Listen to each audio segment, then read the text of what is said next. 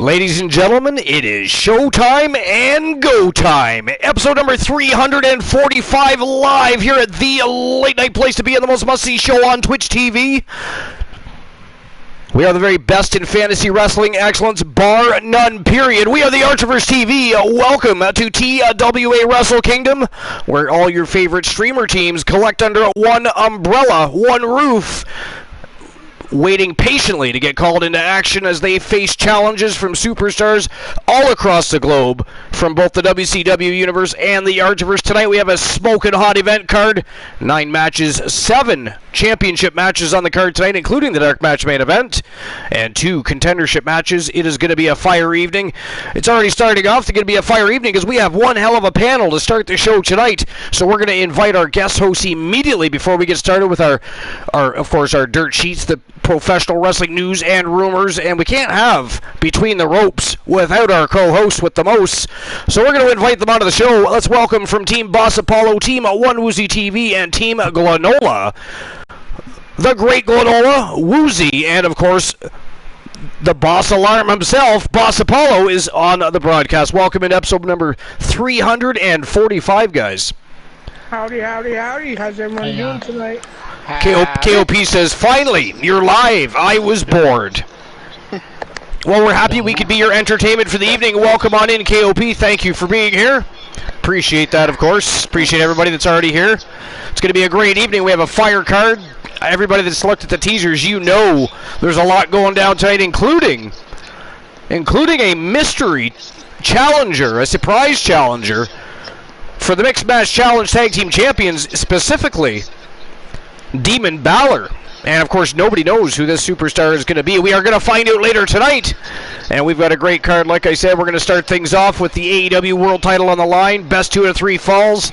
Again, we've got contendership matches, 7 title matches in total, so it's going to be a lot of fun. But what have you guys been doing today? Boss, let's start with you. What have you been doing today? What's going on? What's new and exciting? Well, nothing really.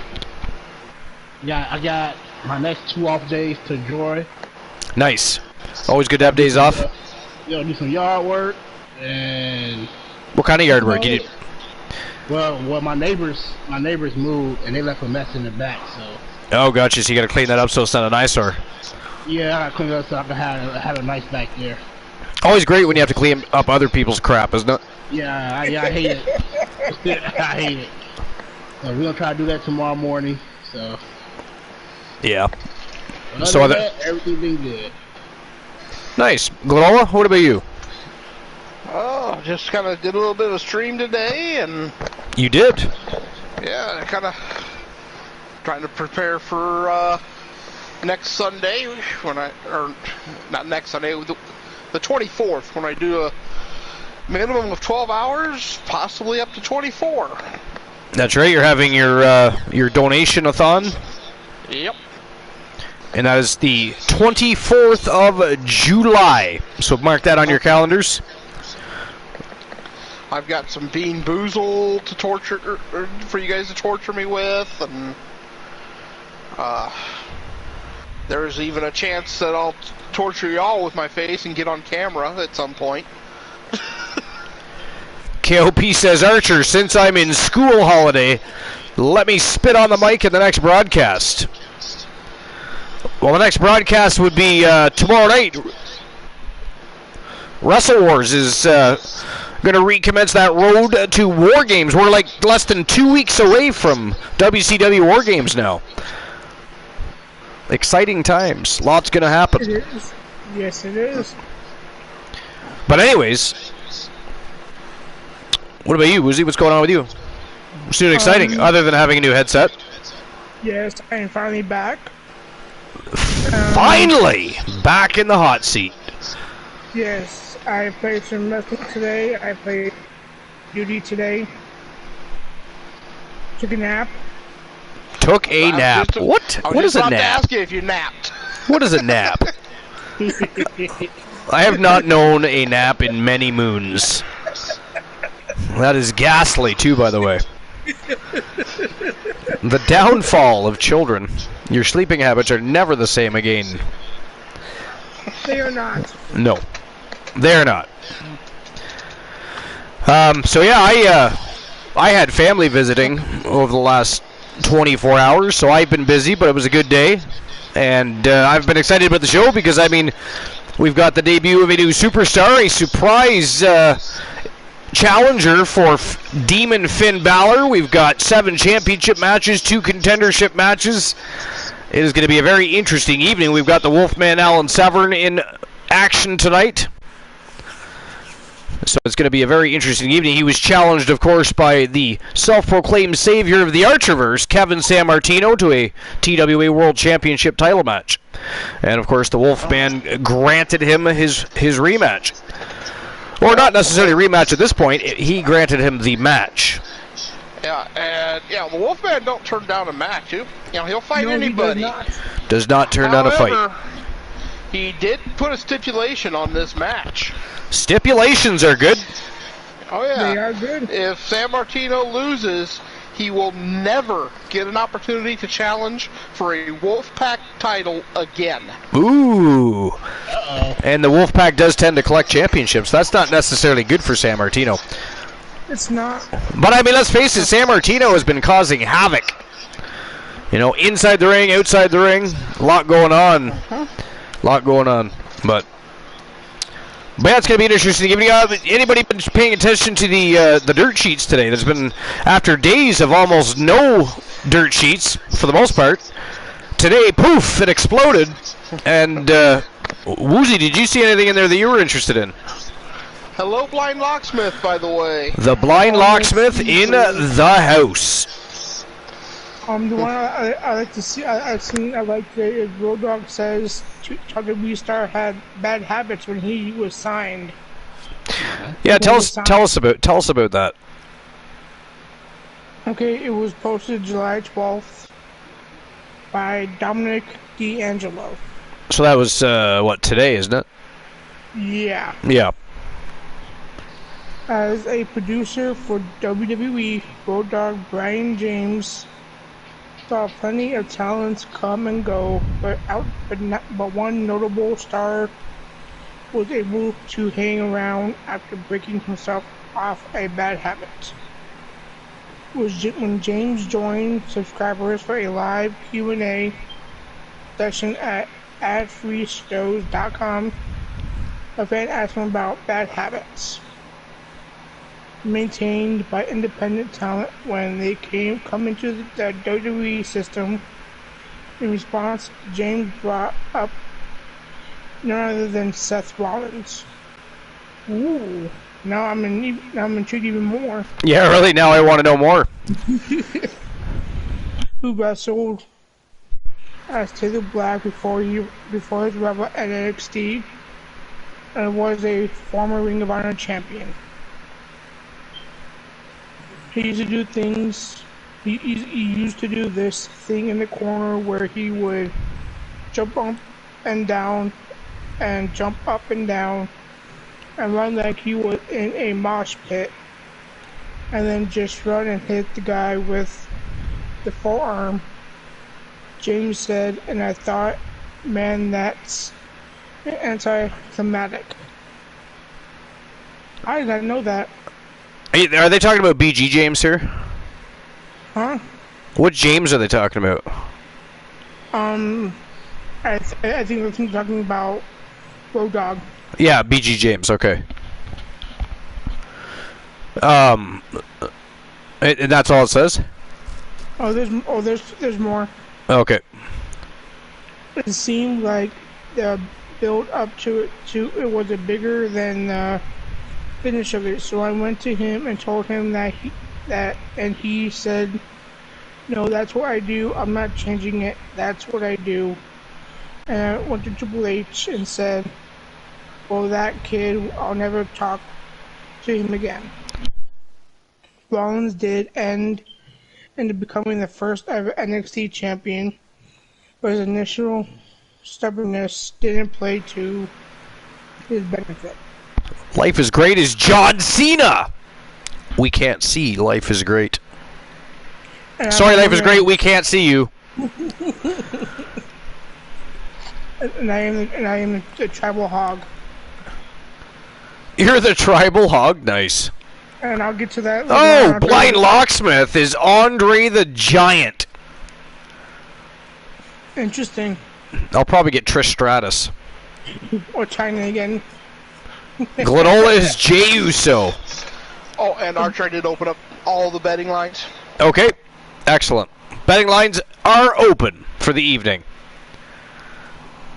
It also says here his bad habit was not saying, okay, thank you, sir, whatever, and being respectful, and then not doing what I said like every other young wrestler. James said, at least pretend to respect that I'm telling you, you know what I mean, and what I'm thinking. But he did change it, and he did come up with something that was more of a bigger pop than a setup to it. That's basically it. Man, life is great. Those are terrible numbers. Terrible. 178. Nobody won the lottery on Sunday evening, so the lottery numbers are the same. And what are the numbers? I didn't see them. I believe they were 692, but it will pop up. But it will pop up in the chat. For a second there, I thought I had all three numbers in the wrong order. So it looks like there's some the latest information on the WWE Women's Tag Team Championships as well. This is Wrestling Inc. by Ross Berman. Says the WWE Women's Tag Team Championship has vanished from WWE programming, and as far as anyone backstage knows, there are no plans for that to change anytime soon. Fightful Select is reporting that WWE's women's roster hasn't heard anything about the previously announced tournament for the vacant tag titles, and that none of their sources have heard any discussions of plans for the women's tag division as a whole. The Women's Tag Team Championship has been vacant since May 20th, when WWE stripped the belts from the former champions Sasha Banks and Naomi during an episode of WWE SmackDown. The removal of Banks and Naomi came after they walked out of the company the previous Monday on WWE Raw, reportedly dropping their tag title belts on John Laurinaitis' desk. While it remains unclear whether the act took place before or after Raw had begun, WWE continued to advertise the two women's leading up to the show. The Fightful report also notes that the women's tag division is decidedly bare at the moment, with Natalya coming off a singles feud with Ronda Rousey, though it should be mentioned that WWE's only remaining established tag team, Nikki ASH and Doudrop, wrestled this past Monday against the team of Asuka and Alexa Bliss, who may or may not be forming a regular partnership. Immediately after vacating the titles, WWE announced a tournament to crown new champions, but hasn't brought it up again since. And Banks and Naomi are now rumored to have exited WWE, with Naomi sliding into the Twitter replies of former WWE superstar Lince Dorado.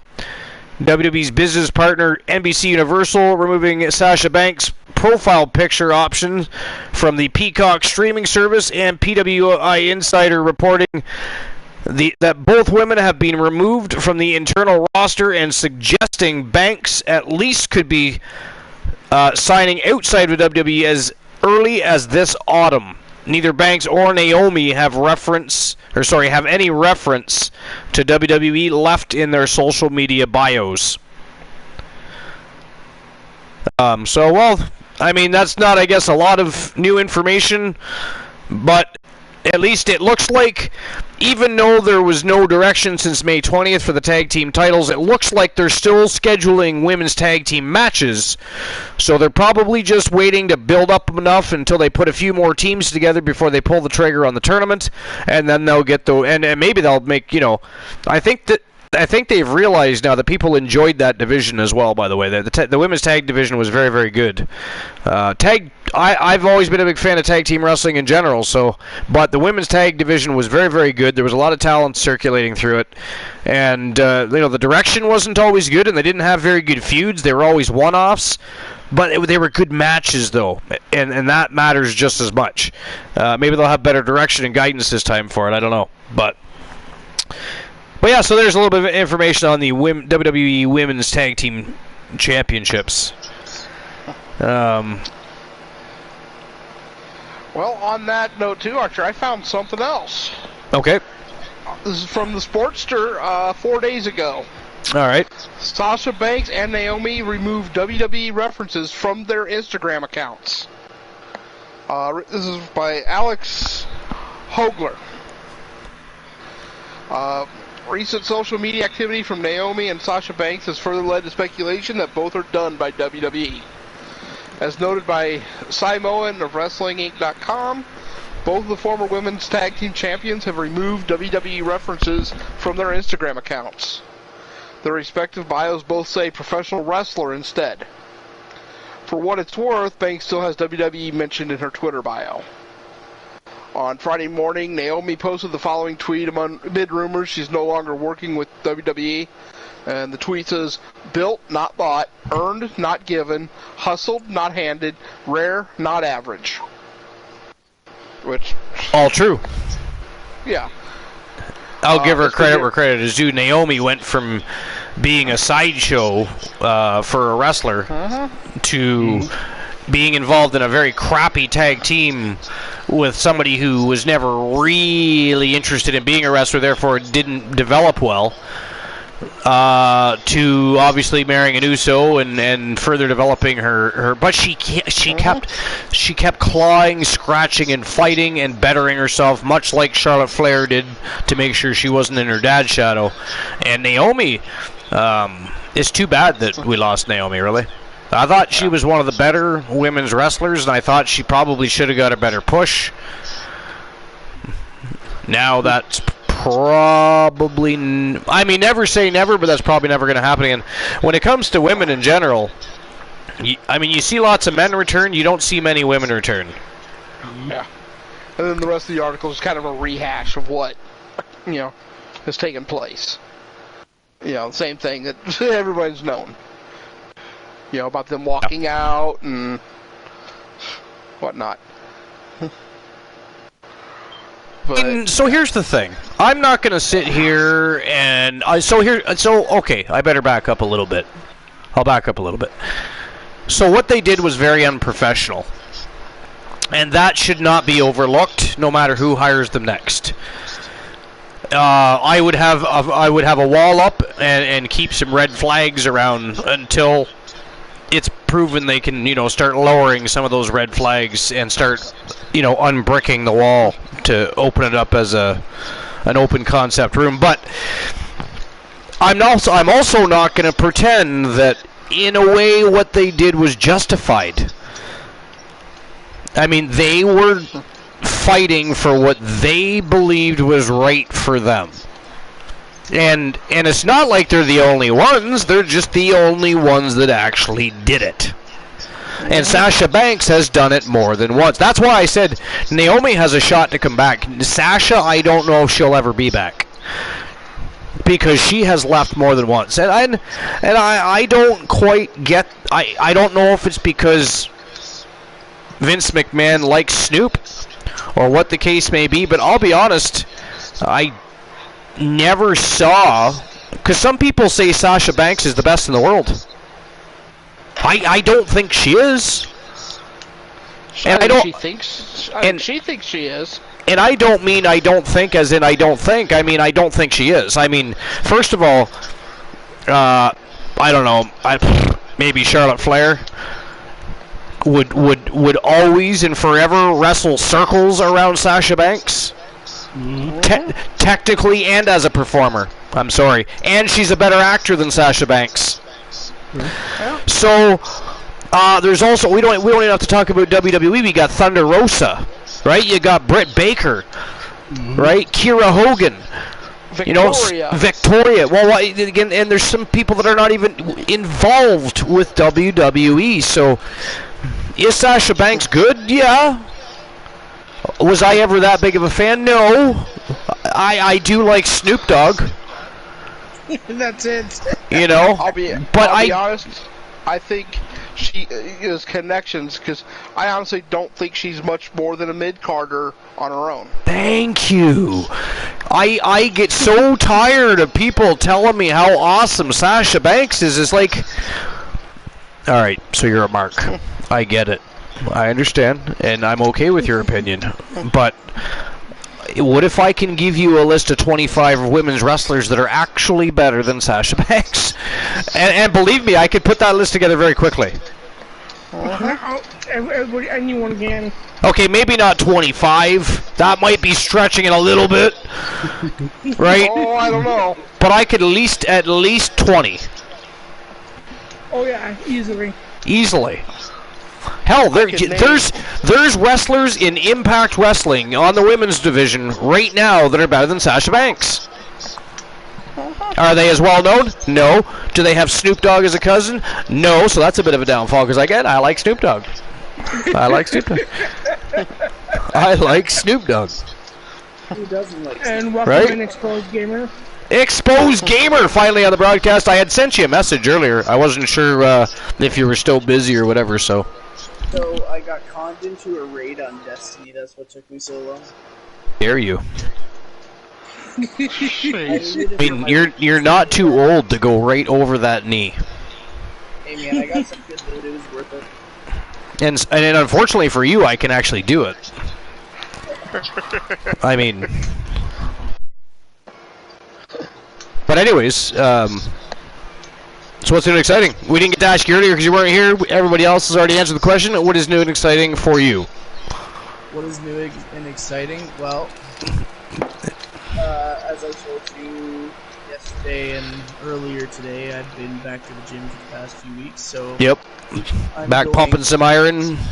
I'm getting back to training, and I'm also actually training a friend of mine. He wants to get pretty. He wants to get a little bit built, but he wants to rip. He said he wants the sidekick built. Nice.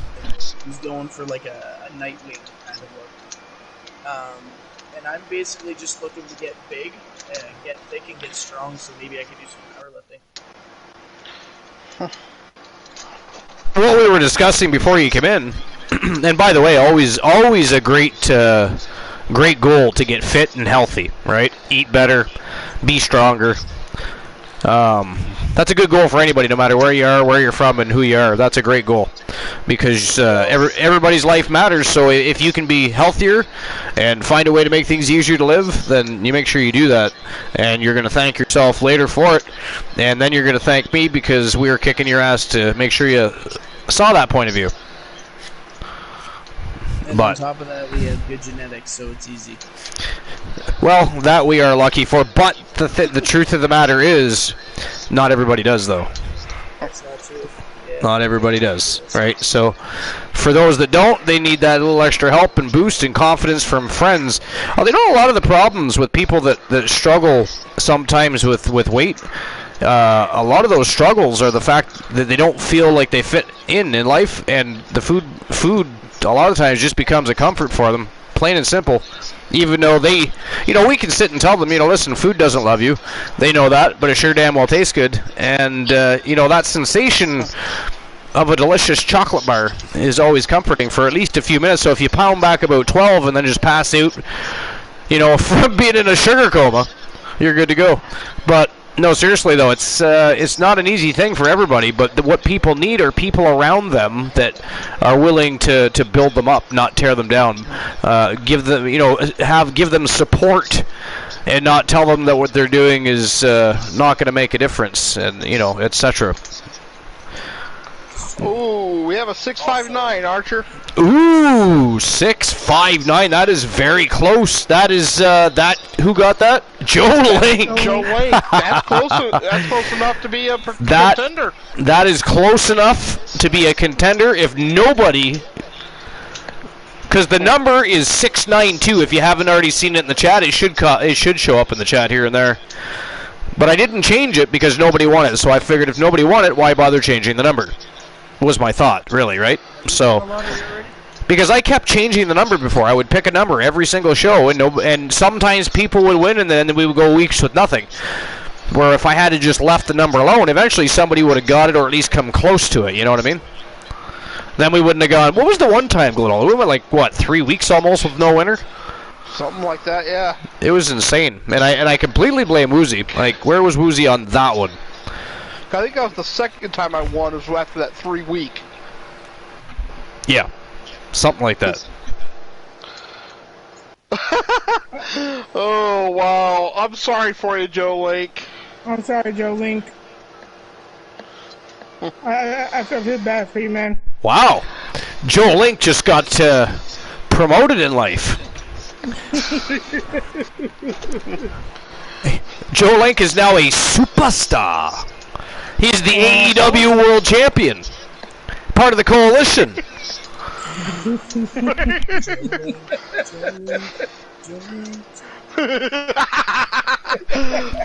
I like that, Exposed Gamer. But Oh, look at that. got Punisher. Kane. I was just going to say, Punisher got Kane. I haven't even done it yet tonight. I have no idea who I am. Let's fix that problem, shall we?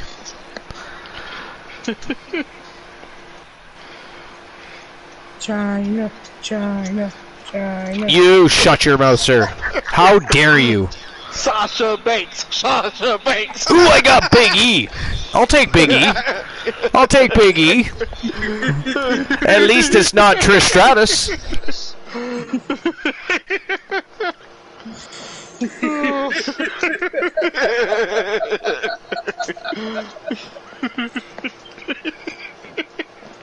Did not get Trish Stratus. I got Big E.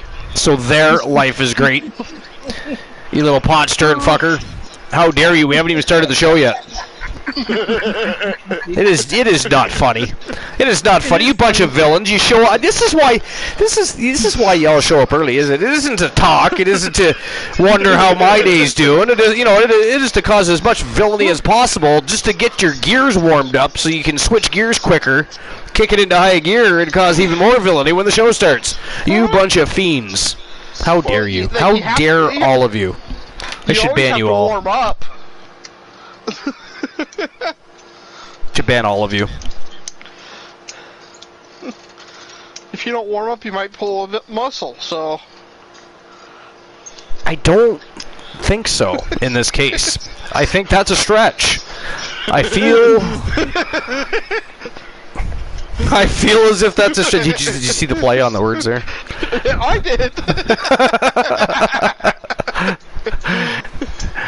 It is a stretch. But anyways, Woozy, did you find anything else in the dirt sheets at all? Not that I'm impressed with. Not a whole lot, eh? Like nothing terribly interesting, anyways. Yeah, not really. Alrighty, Not I really. got another one. You do. I was debating on it because we had quite the discussion the last time this situation was brought up, but WWE fans think they know who Package is teasing thanks to new references on Raw. Yeah, now they're even more certain it's Bray Wyatt. No, not this article. No, because that's what it was in the one I was reading. They were speculating Bray Wyatt's return. By Josh Coulson, published 19 hours ago on the Sportster. All right, let's go. Give me the facts. Or at least the dirt sheet got facts. wrestling fans buzzing during Money in the Bank, and not just because of Liv Morgan cashing in. A video also aired that appears to be teasing the return of a well-known superstar. Quick analysis of the clip revealed that it included references to legends like Eddie Guerrero, the Dudley Boys, and the Hardys, which we all, picked out. Wait. Say that again. Included references to legends like Eddie Guerrero, Dudley Boys, and the Hardys. Why does that sound like Edge? The clip has aired on WWE TV again since Money in the Bank, and even resulted in Bray Wyatt trending on Twitter when it debuted. Although the wrestlers referenced in the vignette don't have any connection to the free agent, the video gave off serious Wyatt vibes, which it kind of did, the style. An updated clip premiered on Raw this week, and any suspicion in these videos were teasing Wyatt's return may now be out the window. The new clip, which you can check out below, has at least 3 new references in it. A John Cena cap, an RKO t-shirt, and a red and black flannel shirt representing Mick Foley. There's also a silhouette, which is presumably whoever these videos are teasing. There was a theory before now as to whose return WWE might be teasing, and the new references added to the video have all but confirmed who it is. It's got to be Edge. Yeah, well, just when you said the first 3 names alone was enough for me to see. The first vignette didn't have that. That's interesting. No, it did. That is very interesting. Well, it didn't. It had. Kurt Angle. Yeah, That was what they were saying. It had Kurt Angle. Yeah, it had a bunch of other ones, but when you say those specifically, though. Yeah, I'm thinking whoever it is. I'm go ahead. Well, here's the thing. It makes more sense to be Edge. You know why? Because it's too soon for Bray Wyatt. It's not time for Bray Wyatt. What is Bray Wyatt going to do right now? There's too much going on with the Edge storyline, with Roman Reigns, Seth Rollins, Cody Rhodes, and all. There's no way they can just jam Bray Wyatt in there. So they are better off to wait, bring Bray Wyatt back at either Survivor Series or Royal Rumble. If he comes in at the Royal Rumble, have him win the Royal Rumble first and foremost, and have him work a program leading into WrestleMania. But now's not even a good time for Bray Wyatt.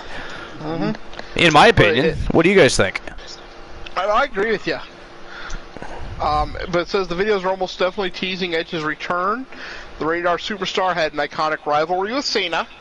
Yep. Made up one half of Team RKO with Randy Orton. Yep. And the Foley shirt may be the most telling clue of all. Not just because Foley and Edge had an all-time classic at WrestleMania 22, but because the latter sent the former careening through a flaming table in that match. Hence the shirt being on fire. Yep, that's right. Now fans have almost definitely figured out who the videos are teasing. Now begins the quest to figure out what Edge will be doing when he's back. SummerSlam seems a likely landing point. Yeah. Who his opponent will be. I think it's going to be the Brood. Me too. And I don't think Christian will be in it. At least not right away. But I believe Gangrel could be. And they simply... Glenn and I were talking about this not long ago. They simply form a new Brood. There's wrestlers right now on the roster they could utilize for that, no problem at all. Matter of fact. Yes.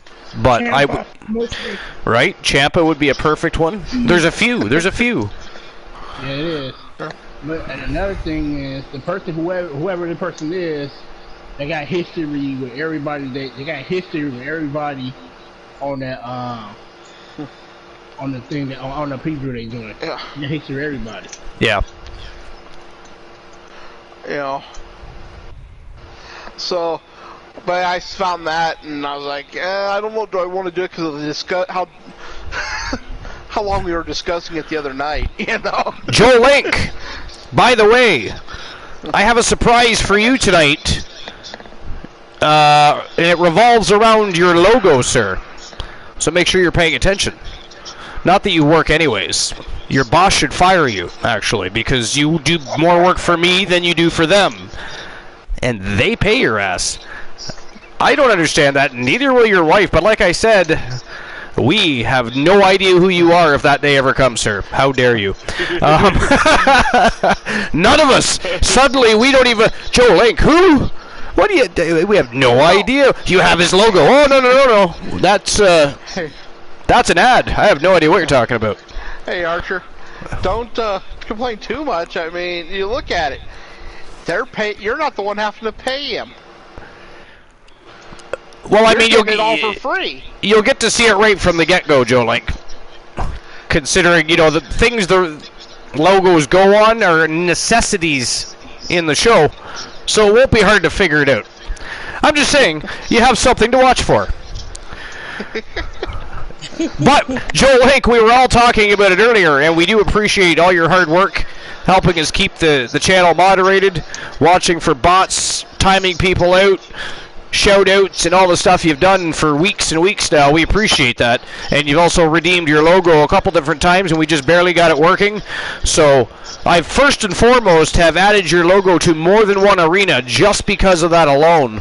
But you'll see a very special spot for your logo tonight. TWA Wrestle Kingdom. Live, episode 345. That sounded funny. 345. But it's true, and I just barely figured that out now, even though I introduced the show, episode number 345. 345. We're only 5 away from 350 shows, guys.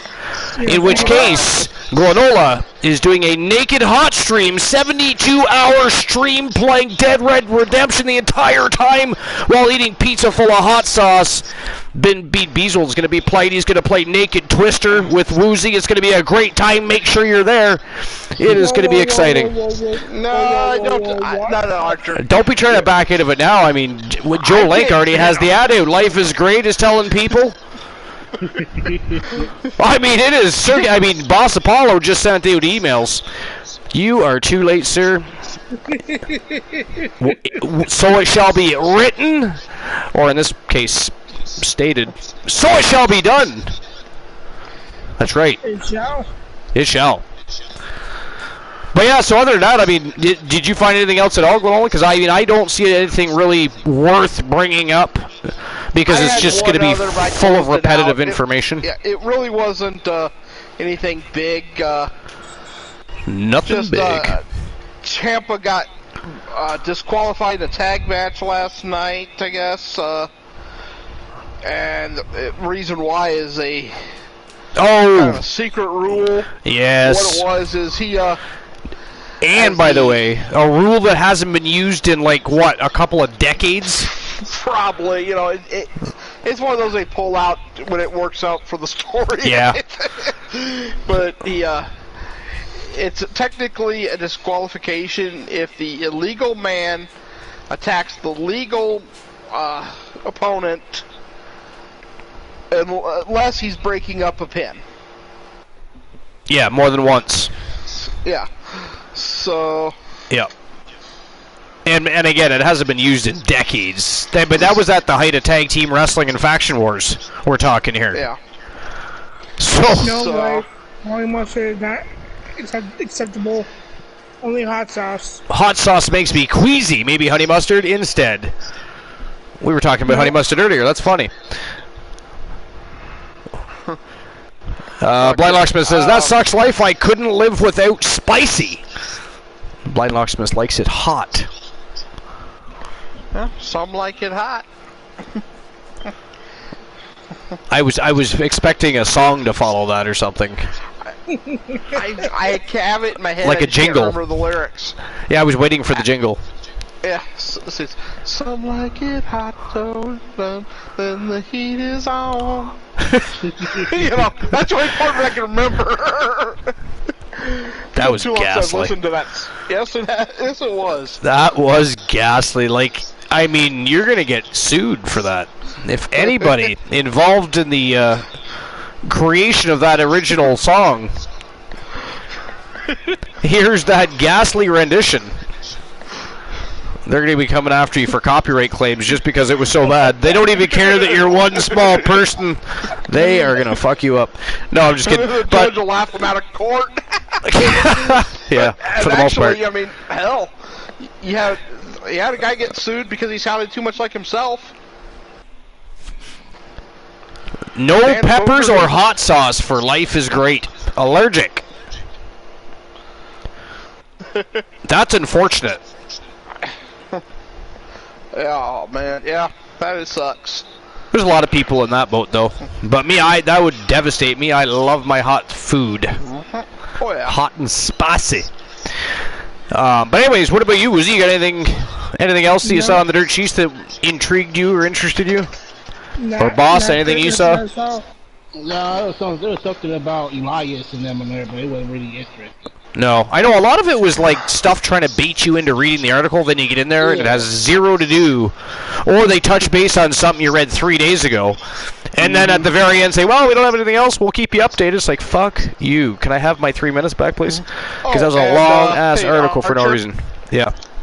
I'm sorry, you're banned for the first match. Damn, why? There was a swear jar pulled on you. Son of a bitch, who did that? You can't put a swear jar on me before the show starts. Blind Locksmith put it on there, and then... How dare you, sir? Yeah, the show hasn't even started yet. Those are show redemptions. I don't care if they're called channel redemptions. How dare you? Life is Great actually commented, oh look, a swear jar, catch. That is not funny. Somebody ban Life is Great, please. Somebody ban Life is Great stirring the pot far too early. The show has not even started. And by the way, why is the blind locksmith already not banned for stirring the pot and committing villainy? Acts of atrocity, by the way. Not appreciated, not justified. That is unnecessary. Unnecessary, sir. How dare you? By the way, Froggy, my client is free. Which client? Warlord Graves. He's free. Warlord Graves? He's no longer with... He's no longer the valet for Froggy Mouthlegs. Oh, right. I had almost forgotten that he was the valet. I wonder how that went for him. Somebody should go do an interview. Send KOP. Well, he was fortunate. He didn't have to pay the bar tabs. Did not have to pay the bar tabs. That's never a fun thing to have to do, especially if you're out drinking with certain parties. Could you imagine paying Archer's booze tab for the evening? No, thank you. No. I'd be more worried about paying his damage tab. Well, that too. That too. That's sometimes not very pretty. All right, so, well, if we have nothing else to talk about, that means one thing and one thing only. You know what that means? It's time to get going. It is showtime and go time. Episode number 345 live. TWA Wrestle Kingdom. Let's go. Then, for the tens in attendance, for the hundreds watching at home, and just because Archer sucks.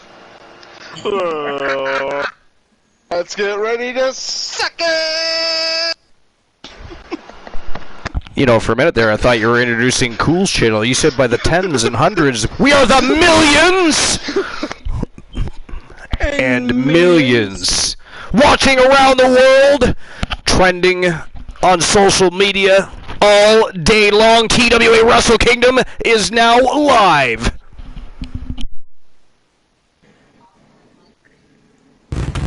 And here we go.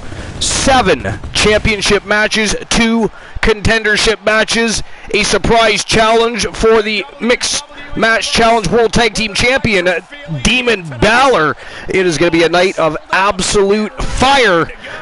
And we're going to get the first match of the night set up here in just a moment. I'll get the betting lines open. And then, unfortunately, I have been banned for the first match of the evening because I have a bunch of villainous bastards for friends and supporters at the Archerverse here.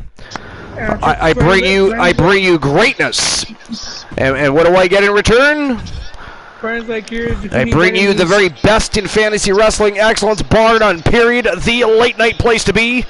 It has most definitely been proven time and time again that we are the most must-see show on Twitch TV. And what happens? Do I get put on a pedestal? No. Am I celebrated? No.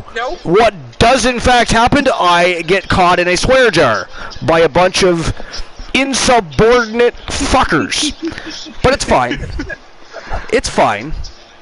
I can handle. Ooh, 729. That's closer than 659, guys. So 729 is the new number to beat. So that who was that? Was that Froggy Mothlegs? Yeah.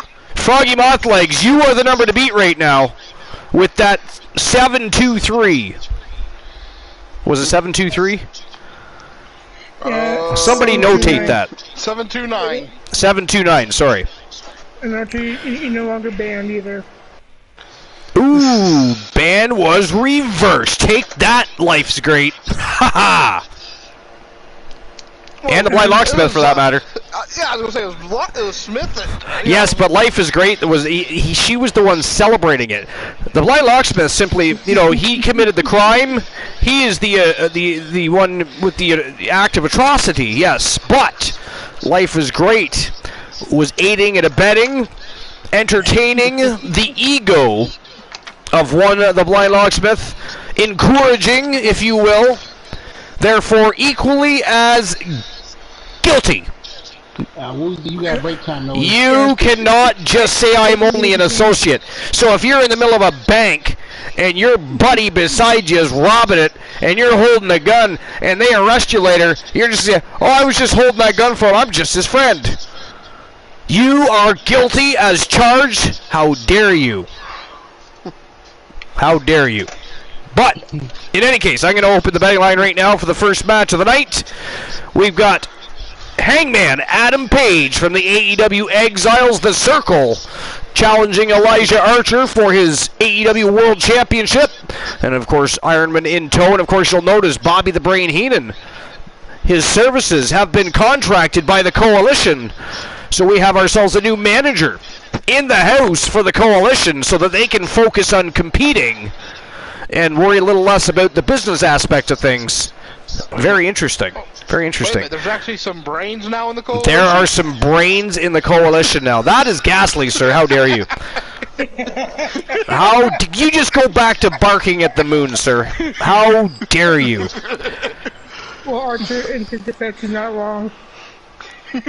Somebody ban Woozy, please. I do not care if this is his first night back.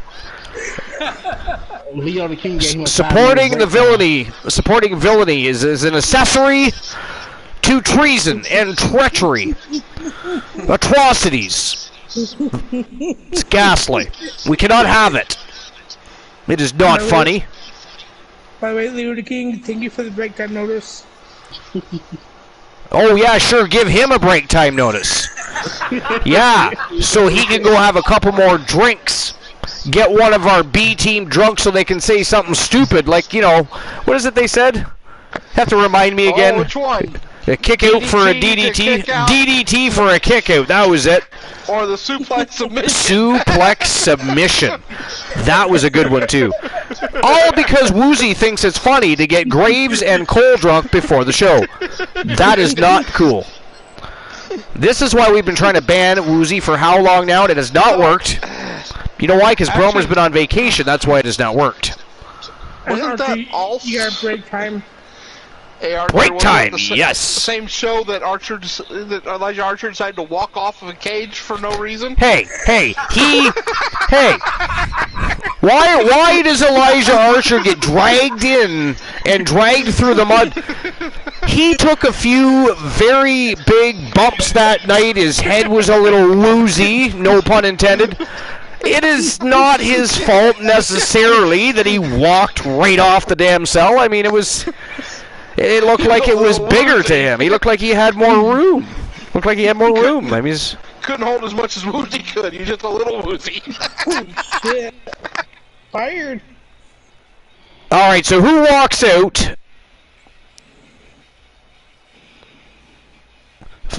What the hell? Oh, there we go. It wouldn't let me type. Who walks out the AEW World Champion?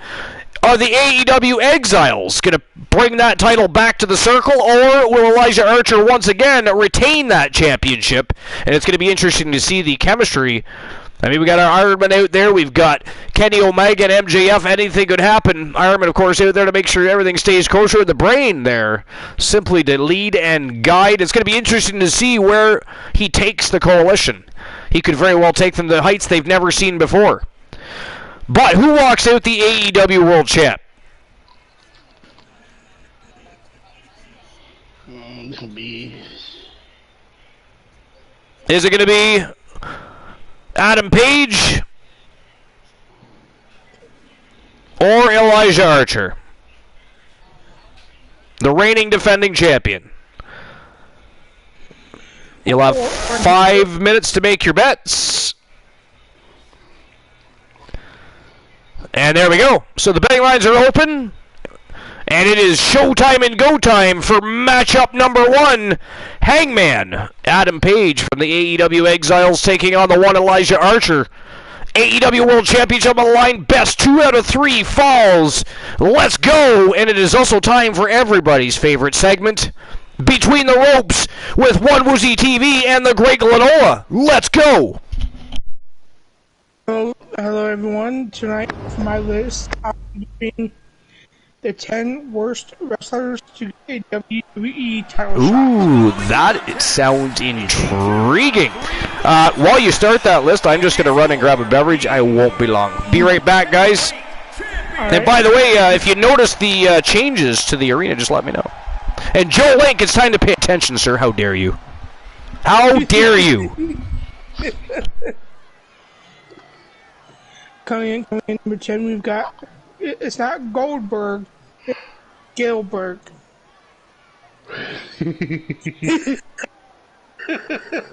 yeah, It's a big fight field here tonight, just to clarify. as the title is on the line. Gilbert. Unlike any other match. In 1999, veteran jobber Dwayne Gill got a repacking as Gilbert, a parody of Goldberg from rival promotion WCW. Despite being a total comedy, Goldberg managed to rack up a 48-day reign. Him that long of a reign, holy shit! As WWE Light Heavyweight Champion, but the dubious success didn't end there, as Gilbert ended up getting a shot at the WWE Championship against Triple H on the third episode of SmackDown in August of '99. Needless to say, Triple put away after less than 2 minutes. That is good enough. 2 minutes is not a long time, but Remember, guys, the title's on the line here in this one. And I don't remember the last Going time the champ number was in 9, this much jeopardy, Cole. we've Tonight got might just be the Maven. night the title changes hands. I feel about him. It says here the co-winner of the first season of Tough Enough, Maven Huffman, was on to become As far a as title three-time defenses go, hardcore this is champ, about as big as it gets. He and needs somehow to be on his managed to game tonight. eliminate the Antic from the Royal Rumble during his 4-year run as WWE. Despite having some charisma, Maven isn't exactly fondly fans quite developed the skills to be a most-watched competitor. He ended up having a Introducing the title, challenger taking on Jericho on from January Virginia, weighing in at 2022 Monday Night Raw. Cowboy Adam Page. Coming in number 8, we've got King Mabel, aka Introducing the champion from Toronto, Ontario, a Canada, former tag team weighing in and at hardcore champion. King 285 Mabel's pounds. biggest He claim is to the fame would be World Heavyweight Champion. 1095 King of the Ring, which is considered one of the worst in of the tournament. That win would lead to a shot at Usos WWE Championship, which happened in 95's first time pay-per-view. Set to begin. A few years later, Mabel will return to WWE as Victor, the lackey of The Undertaker, and have an unsuccessful title shot against The Big Show on a 99 episode of Raw.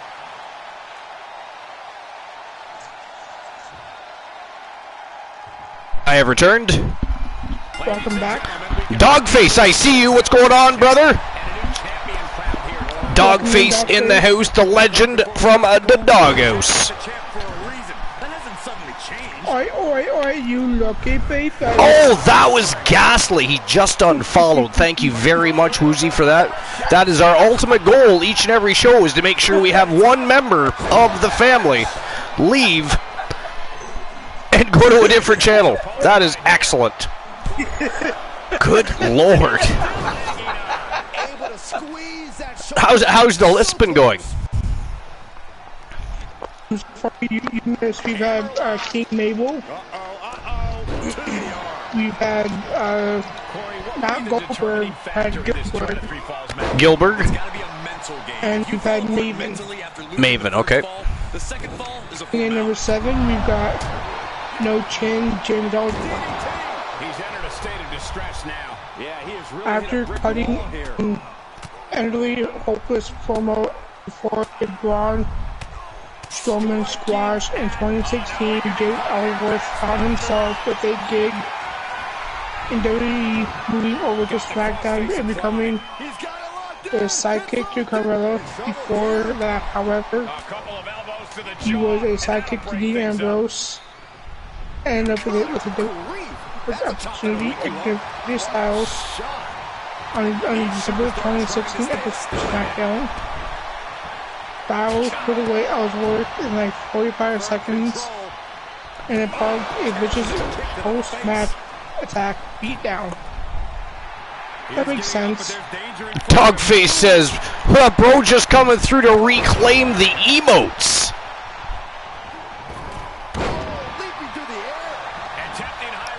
Dog does like his emotes. He does. Good to have Dogface in the house. Of course, Dogface has some superstars in action tonight. I don't know if Dog had a look at the teasers or not. Dog, did you have a look at the teasers for the show tonight or no?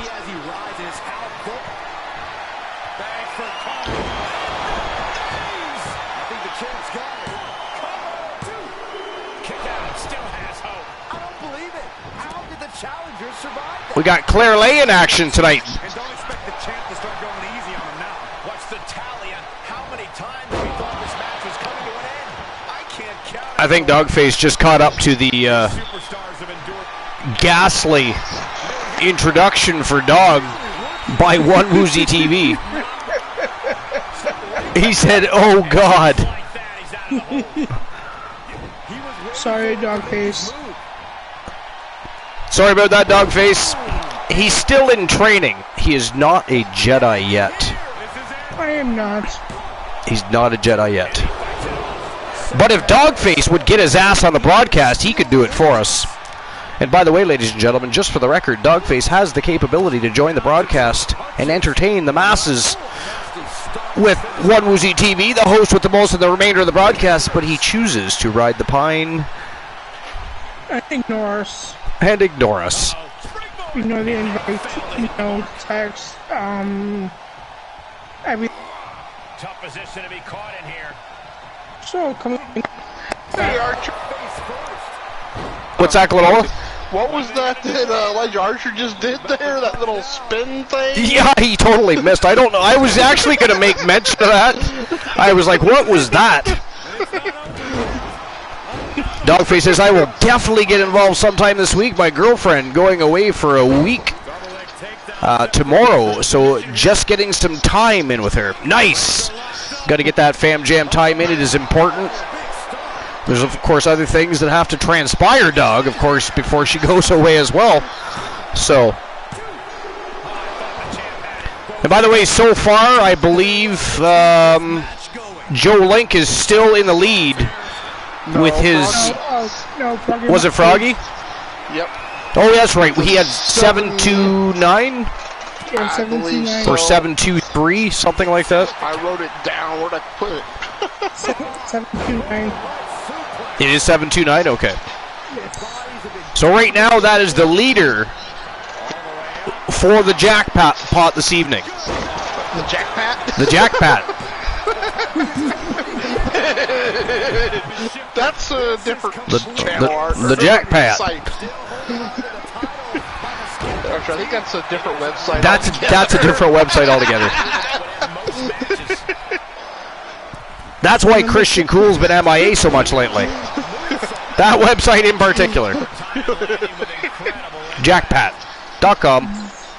That makes a lot of sense. Yeah. It's a midget porn site. Christian Cool Laws. But anyways, number 5 on your list, Woozy. Number 6 is Crash Holly. Or 6, sorry, yeah. 6 comes Crash first. Holly. Known for being a staple of the hardcore, near the hardcore title division, he was a 22-time champion and tag team specialist, alongside his kayfabe cousin Hardcore Holly. Crash Holly's intimate value never quite translated very much single success, especially when it came to notable championships. In fact, he only ever had 2 televised shots at 1-0 for Archer. WWE Championship. Both were against Kurt Angle. The first being on a November 29 episodes of Sunday Night Heat. Followed. Oh, that is ghastly. Come on, that was a fast count. What was that? That was disgusting. Did anybody see that? That was grotesque at best.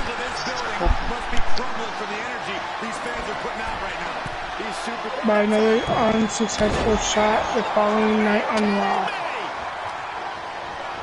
And coming in number 5, you've got Eric Bischoff. Now, I do want to say, I think Crash Holly does not deserve to be on this list. Because he was not that terrible. Wasn't at all, actually. Actually, if anything, he was actually a pretty good wrestler.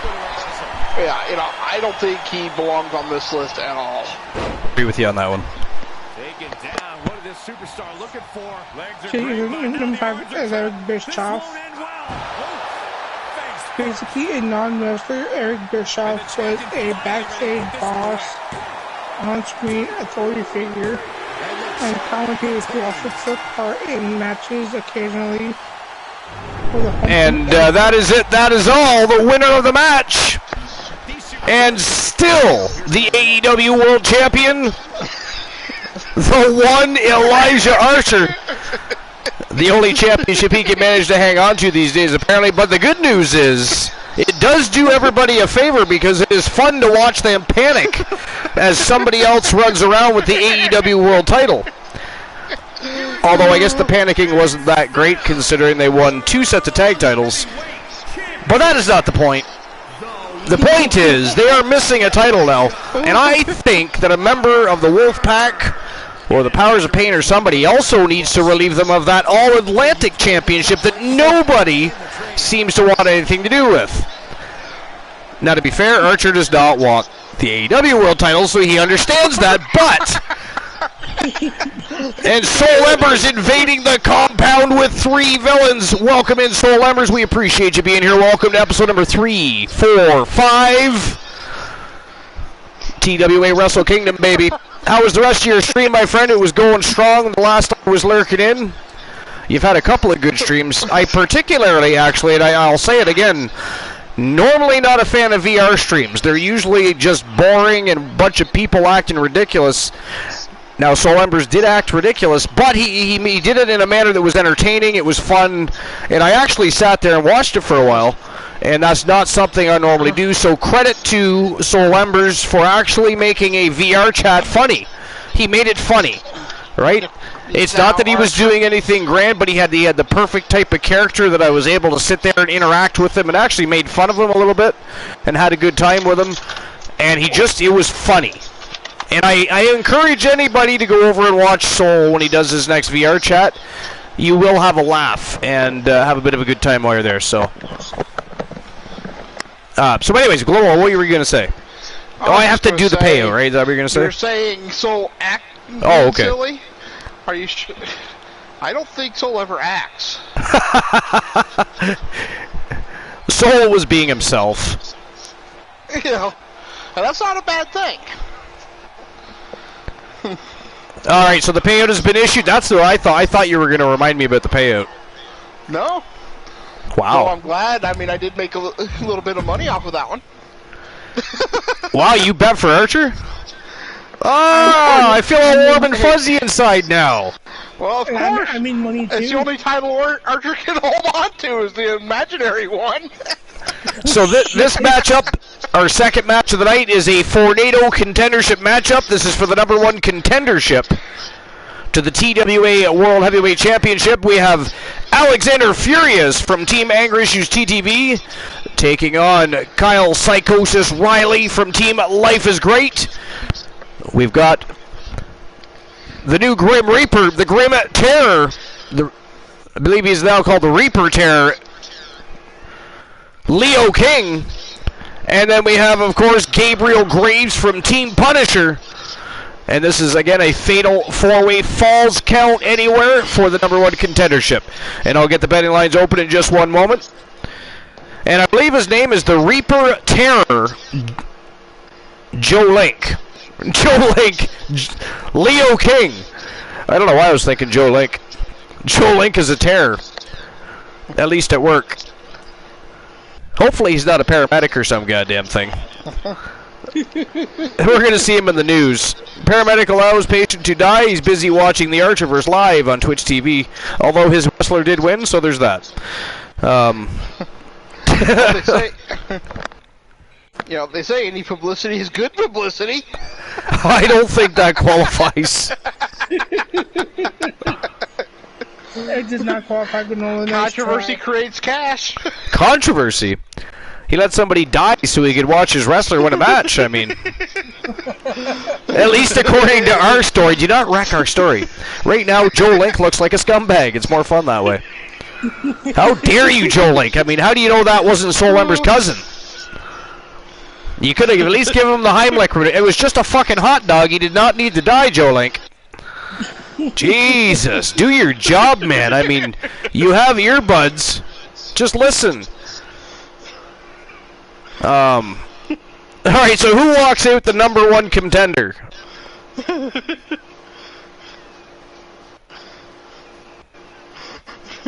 Is it gonna be Alexander Furious? Yeah, I mean, it had to be something great to keep your attention that way, so... Kyle O'Reilly?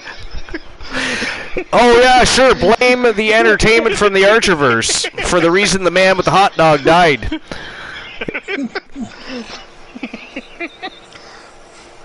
Good God. Leo King? Not Joe Link. Joe Link is busy letting the guy with the hot dog die. Or Gabriel Graves. You have 5 minutes to make your bets.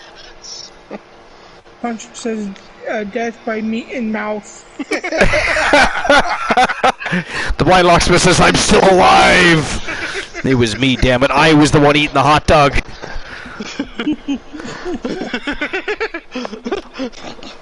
So you just wanted to hang out with Joe Link for the night, so you pretended to choke on a fucking hot dog? How dare you put us in the spotlight in the negative manner, all because you were lonely, sir. I mean, get a cat, you know, stuffy, something. What is wrong with you? All right, the betting lines are open. You have 4 minutes, 20 seconds, 4:20. Interesting number. 4 minutes and now 16 seconds to make your bets, and it is showtime and go time for this Fornado contendership matchup. Alexander Furious, Kyle Psychosis Riley, the Reaper Terror, Leo King, and Gabriel Graves from Team Punisher. Let's go! And back to you, Woozy. Alright, so it says here for Eric Bischoff. Basically, a non-wrestler, Eric Bischoff was a backstage boss, on-screen authority figure, and commentator, who also took part in matches occasionally. What is wrong with that guy? What the hell? Sorry to interrupt, but what is going on here exactly? What is his issue? He does this each and every time he comes to the ring. I'm not even sure what is happening. Is he motioning to the crowd, or is he having a conversation with a couple different personalities in his own mind here? Does anybody actually know what's going on here? I'm confused. I just... The blind locksmith says ears perk up and pulls a joint out of nowhere. Well, it's always 4:20 somewhere. It is. The Punisher says, delete, delete, delete. There you go, Uzi. Now you'll be able to finish your list. I guess his name is Kyle Psychosis Riley, so anything could be going on upstairs. And Archer, we'll see you in 10 minutes. Wait a minute, why? Cut the... Who did that? Glenola? That is not funny. That blind locksmith, that is not funny. Don't you dare laugh at that and entertain their disgusting antics. The show was going just fine. It was a smooth running show. The waters were calm. The ship was sailing very nicely, very eloquently, if you will. And of course, now there has to be a white cap somewhere. Glenola just felt the need to commit a little villainy here. It is ghastly at best. All right, well, I'll be joining you for 5 of that, so. Ooh! Karma. Karma. Karma. You see? Is a bitch. You see what happens? Karma is a bitch. And she is always hungry. Looking to mow down on some grindage. She is chewing on your ass right now. Okay, I'm taking mine now. Goodbye. Goodbye. Enjoy. I had to gloat. I just had to do it. Thank you, Soul Embers. Somebody should give Soul Embers a raise or something. I don't know. I'll be back in 10.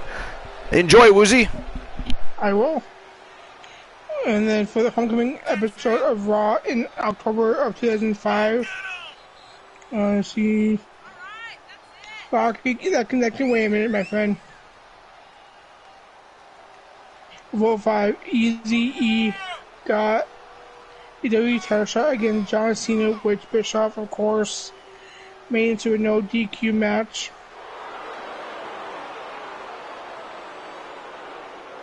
So Kurt Angle could interfere. That didn't work out after Angle hit the ropes with a chair, bouncing it back into his own face. So Cena put away Bischoff in less than 3 minutes.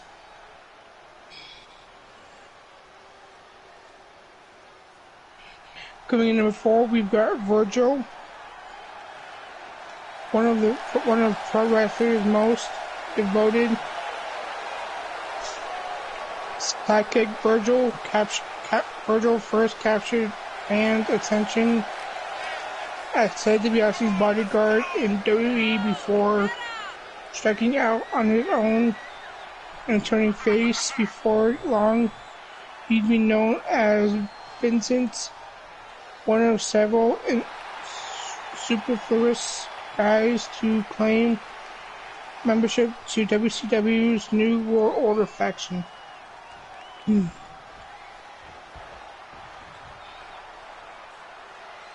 Coming in number 3, we've got Vladimir Kozlov. Ukrainian-born Vladimir Kozlov was an imposing foreign heel, not unlike Rusev, about without the in-ring skills and charisma to make up the gimmick work. When he first showed up in 08, Kozlov certainly got a big push, challenging for the WWE title on a couple of occasions, including at No Way Out in 09 and Survivor Series 08. Neither one worked out, and Vladimir Kozlov ended up finding greater success a couple of years later as part of an all-couple comedic tag team with Santino Marella before leaving the company in 2011. Coming in number 2, we've got Spike Dudley. The runt of the Dudley family, Spike Dudley was pretty active in the cruiserweight and tag team division, where he had a run with each belt, not to mention 8 hardcore title reigns. Otherwise, however, he's better remembered by the fans as underdog punching bag more than for being a capable wrestler. In the summer of 04, Dudley had a WWE title shot against noted bully JBL and managed that for the 7 days, and then we need a SmackDown against the champion.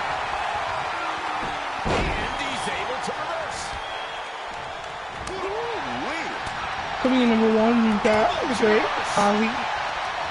Now, he belongs number 1. He did not deserve a title shot when Alright, Archer, I'll do that as soon as I'm done my list.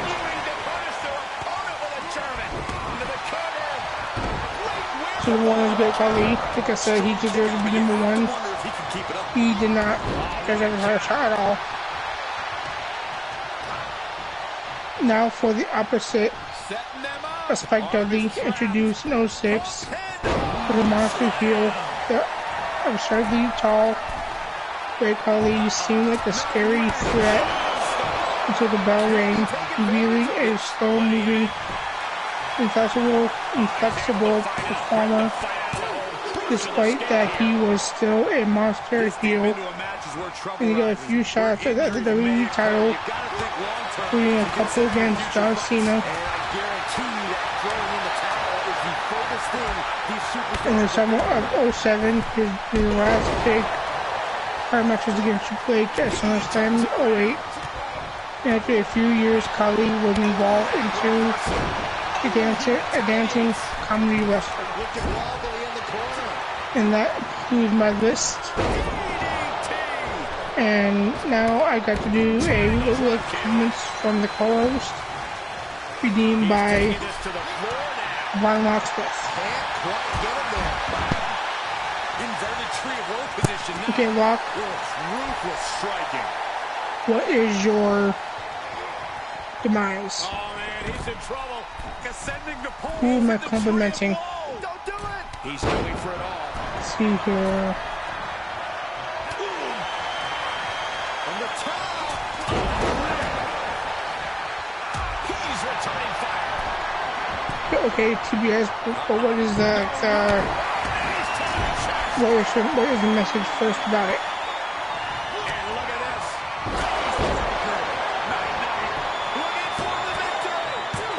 Because usually they. Oh no. This is insanity. You expect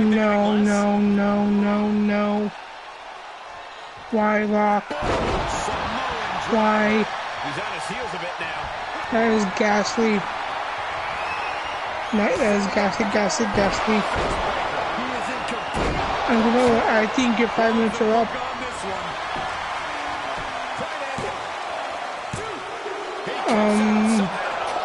Shaking my head in disbelief over how he managed to get the shoulder up. But I will get you back to this. Mark my words. It is mad in here. This will be revenge. So, nice thing to say about Elijah Archer, huh? The WWE Universe is showing their appreciation for the action they're seeing. It has been an absolute war out there. These superstars. Well, can we on that until he gets back so he can feel all warm and fuzzy? Hooked up. Is that okay with you, Lock? What a smack. That is just insulting. That'll turn your lights out. And some late game offense finds the mark. I think it says Archer verse. There is a way to get a close-up of Kyle's tattoos. I just want to see what they look like. Oh, there's a way to get it close-up.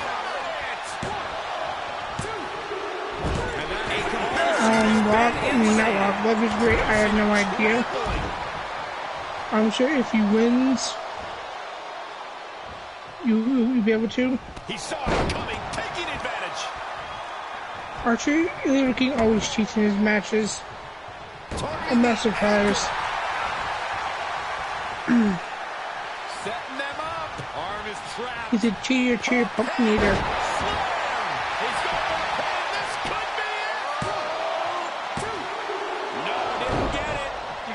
How much is it worth? How much is it worth to continue through the agony? It's damn. everything. Carl didn't win, and now Graves attacking the ref. That's ghastly. That one around. Someone must owe someone money. Future shot. That's gotta be it. Unfortunately, he was. He refuses to stay down. Pure instinct. For Archer, in great defense, I probably deserved it.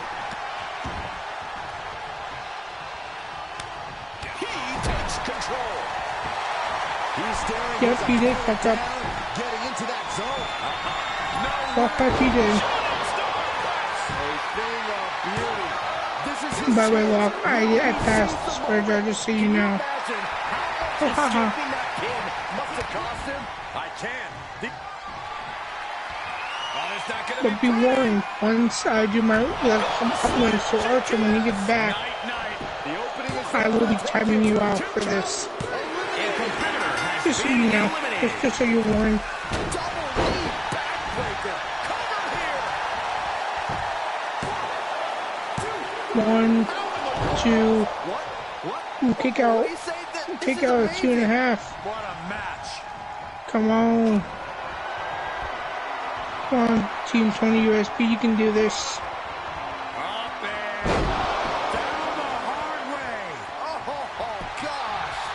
Archer, and I think you're just about up to 1, 2, 3. This one's over. And there you have it, folks. Winner of the match from Team Leo the King, the Grim Reaper. Well, it wasn't literally fatal, but it was pretty close. Take a look. Yeah. I mentioned when his time was up, but he hasn't came back yet. I think you got like 2 minutes left to go. Left in the target. Well, alrighty then. You don't have to twist my arm. Freedom from oppression. Back in the hot seat where I belong. The host with the most is the voice of the Archerverse. And before we continue, Irreplaceable. Although Woozy does try. He's ghastly. He drinks. before we go any further, He's got strange aspirations. The Blind Locksmith says, I just got back to the broadcast and your first words are money, please. How dare you? Not welcome back, so give me my money. Give it to me now. Stop playing around, I want it. Open your wallet. Give it to me. It is time to compliment you, Archer. Who is? Me. Compliment for the co-host came from the Blind Locksmith. You have to compliment his ass. No, he chose you. Oh, did he? He doesn't want to choose himself? That's strange. No, you rather me compliment you. All right, let's do it. All right, so the winner of the match was Leo King from Team Leo King. Okay, here we go. Talk about nepotism. Well, by the way, after I'm done doing this, I'm timing your ass out, just so you know. So anyway, nice things to say about the host with the most. Indeed, what is there to say about the host with the most? He is a great friend. He is a great commentator.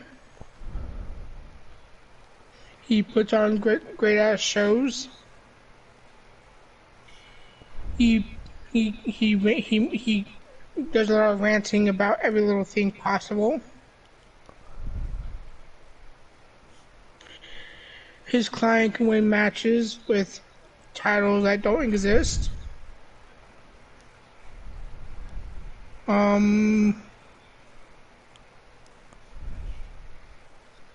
Let's see what else. When he Terrible gets so hurt, far, absolutely ghastly. I think TBS, you should request a refund. I mean, that is the worst compliment.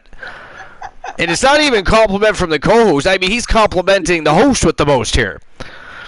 Complimenting the host with the most. Well, in my defense, I did say you're a great friend, and you do put on great shows. And you are a great commentator. Glittle says, we are drowning in the shit Uzi is shoveling. I know, can we have some hip waders, please? A set of hip waders and some incense to burn. I don't care what scent it is. Anything is better than hog shit.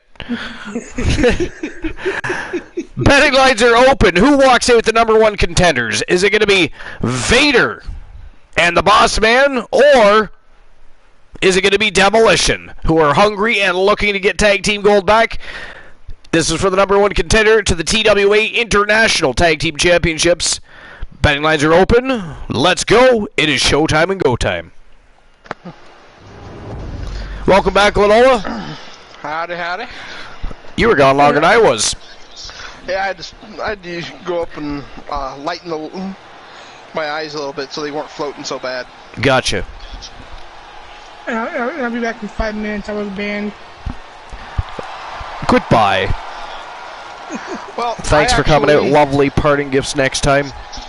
And when I get back, No free soap and bathrobe for you.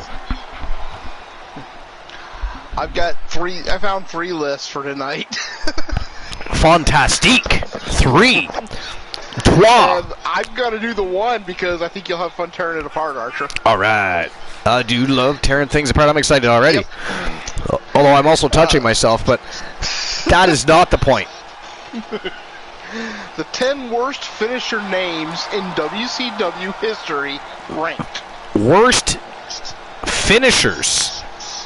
Finisher All right. names. Finisher names. Oh, that's even better. Look at that Joe Link logo right there in the center of the ring, ladies and gentlemen. Again, Joe Link, a big supporter of the Archiverse, actually redeemed enough points to be able to have his logo put into the arena.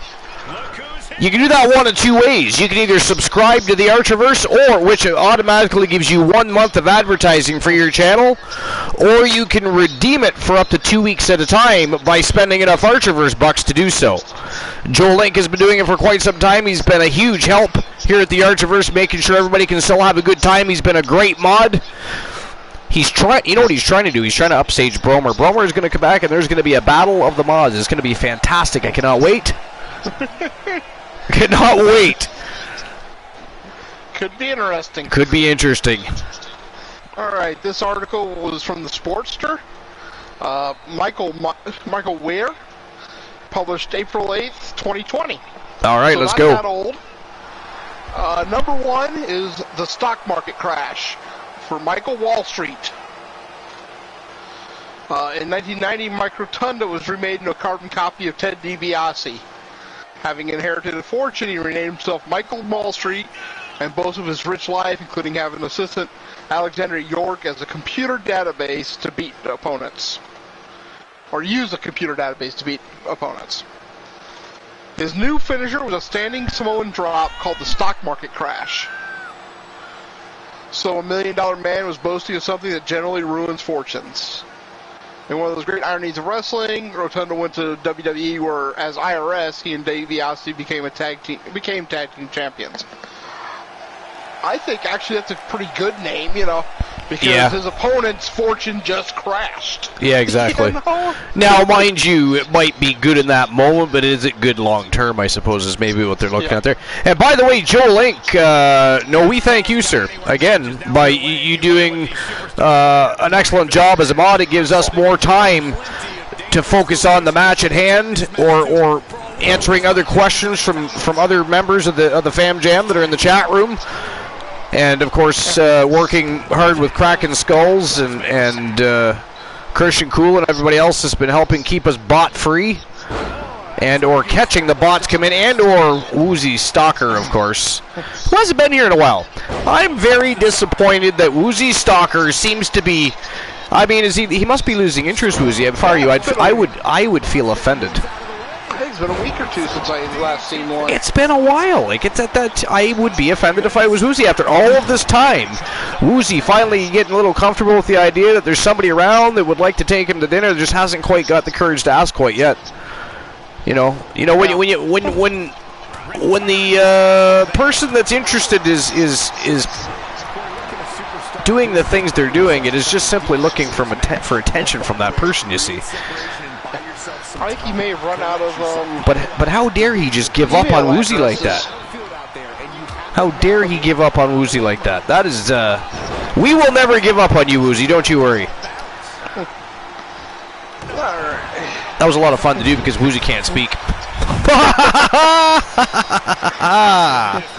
But, as a name for the... this is just referring to the names. And that's a good name, for that move with that character. You know. Number 9, I think you're going to tear this apart. I'm going to actually read what they write. The Feliner, Ernest Miller. One of the most baffling bits of WCW in their last few years is how Ernest the Cat Miller was being paid millions more than most of the leading talent. He was fun in some comedy bits, but never what you would call a great worker by any means. Okay, I don't know what, this guy's experience is. Yeah, I was gonna say, I don't know if, has he ever actually watched Ernest the Cat Miller? I mean, it wasn't just WWF he was involved with, and he was actually a really good wrestler, I thought. Great jobber at times, great heel at other times, very charismatic. He was. I thought he was very entertaining, I'll be honest. Now, whether or not I liked the name as finisher, and I vaguely remember that, by the way. I vaguely remember that. It must not be something that he kept using. Yeah, I think it was just because of the cat, name. Yeah. I get that. But honestly, do you remember? Once I saw it, I remembered the name, being called that. That's that kind of a, I don't know, it's not quite as a true sidekick. It almost looks like a back kick to the side. Yeah. It kind of goes back at an angle, not straight back. But, it gets better though. But he kept on being pushed, and that included his finisher, where he'd charge and kick a guy in the chest. It was called the Feliner, which may tie into the cat motif, but would have fit a submission move more than a lame kick from a guy who'd have trouble pushing over a pile of bricks. I mean, later in his career, yes, but when he was younger, and that guy was actually a martial artist. Yeah, that's like I said. You're gonna tear this. I wonder where this guy got his information on Miller, because how would he have trouble pushing over a pile of bricks? Well, it's like the guy that was trying to suggest that getting a thumb driven into your neck couldn't hurt you. Yeah. And might in fact actually hurt the person delivering the blow. So, I mean, craziness. Craziness. Okay. Number 8, Alabama Jam, Bobby Eaton. What was wrong with that? Let's see what they said. What? I mean, I'm just they talk about him a little bit. Okay, I'll let you finish. But he down here, when they're talking just about the finisher part, there was a flying leg drop off the top. Let me just do this. It wasn't helped by giving his finisher such a regional sounding name. It was a flying leg drop off the top rope, which did look impressive, but the title made it sound like some odd type of drink than a capable finisher. It made him sound more second rate. Alabama Jam, I thought it was brilliant. Uh-huh. I mean, we ended up with the people's elbow, folks. The people's elbow, okay? The people's elbow. Yeah. We ended up with that. It was a thing, right? I mean, it took Elijah Archer to make that move impressive. Let's not forget. The one people's elbow drop. Well, don't forget, though, that's one of the worst finishing moves in wrestling. It actually is, to be fair. But, I mean, you know what, though? I'm thinking, if I'm tired, and I've had a grueling match, and I get tossed down onto the ground, and all of a sudden somebody comes crashing down with a thunderous elbow to my sternum, I gotta tell you, I don't think that feels good. So I'm not saying that the people's elbow is a legit badass finisher, but in the right moment, that could work. Well, remember, we had that list the other night. That one, the worm, and what was it? I don't know what the other one was. I mean, the worm. Together. But number 7, we got the Foot of Fear with the Barbarian.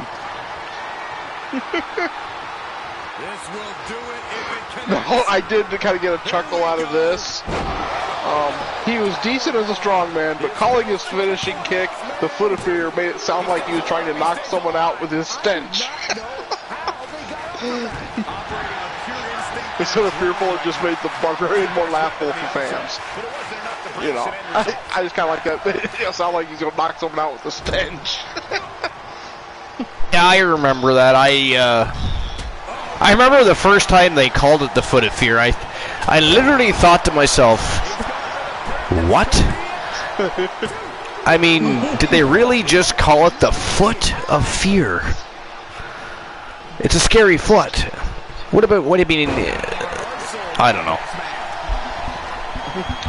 All right. I don't disagree. That was a terrible name for a finisher. Yeah. No, I agree with that one. You know, actually. Number 6, Uncle Sam with the Patriot. The Patriot didn't have a long history or long WCW career, but was notable for teaming up with a young Buff Bagwell to hold tag titles a few times. While no great shakes in the ring, Patriot did spark up a crowd, and his red, white, and blue mask was cool. But then they have to give him such a cliche finisher name. He would grab someone in a front Nelson, slam them down, and call it the Uncle Sam. That's barely better than Jim Duggan's Old Glory charge, as a patriotic character could have used a spicier name. I'll say Jim Duggan's Old Glory charge, I think, was a great name, you know. And that front Nelson into a sit-down slam, you know, that ain't a bad move. Yeah, I really don't see how there's a comparison there, really. Yeah. You know, the name Uncle Sam, you know, I don't know, you know, it kind of fits, you know, the motif a little bit, but yeah, you know, I don't know. I mean, what's the point of calling it the Uncle Sam, I guess? Yeah, maybe, you know. But, again, considering the storyline and everything that transpired, it did fit. I mean, yeah, it just did. You know. You're not wrong, it did. So, well, it's like that was probably the same. It was probably a similar situation when Ernest the Cat Miller used when he named his the Feliner. You know what I mean? It likely fit the current or previous storyline he was involved in, and because I vaguely remember that, so I don't think he continued to utilize that. Probably not. You know, he didn't have that. It said he didn't have a long WCW career. Archer got blitzed by Alexa Bliss. I'm confused. Archer got blitzed. Wait a minute. 5 minutes of blitz on Archer. Again? From King of Pro. Oh. King of Pro? Really? Your first night back in many moons and causing villainy. Archer, here you go. Hang on a second. Hang on. The speed it up don't work. Oh, I was just going to do the exact same thing. Nice. Take that, KOP. All right, I am out for 5 minutes. Thank you, KOP. We all appreciate that. It's very exciting. Has so much to say about this next one, I think. Apparently not for 5 minutes, so you'll have to give me a recap. Thank you again, KOP. That was just what we were looking for the next segment, was to have me removed from the panel so that we cannot discuss what's going on. Somebody ban KOP. I think this author confuses the wrestler with the finisher name. Yeah, that's right, exactly. Fucking KOP. You got it. Jag off. How dare you? I hope San Martino gets kicked right in the balls later, by the way. Don't we all, Archer, don't we all? I'm just looking up to see if there was a swear jar. Wait a minute, swear jar? Nah, is there? Looking to see if there was one. Why would one assume such things? How dare you? That would have been such a perfect setup. Oh, I see where you're going with that, because like you and Soul Embers last week set me up. You assume that everybody is on your wavelengths and would want to set me up. And by the way, I really keep delaying this 5 minute thing, don't I? All right. I will back out right now for the 5 minutes. I will see everybody shortly. All right. Like I said, I think they're confusing the wrestler with the finisher. because they have the cryonic kick from Glacier. For the character design they are coming up with for Glacier, cryonic kick is an amazing name. You know, unfortunately the wrestler sucked, but never heard any of those. You don't know Glacier? I do not. Oh man, I'm gonna have to find Glacier on YouTube. It was before my time, before I was born. Yeah. Oh, it was basically take Mortal Kombat Sub-Zero. Okay. And make him a wrestler. Oh fuck. Oh shit. Okay. But it was actually not that good in the ring. That says it all right there. Yeah. Glacier is one of the biggest cases ever of WCW majorly hyping a guy who fell flat with crowds.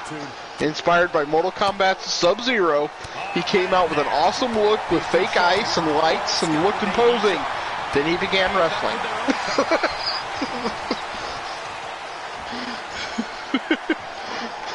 But it was clear he didn't click at all, and that's without his finisher, a subpar thrust kick.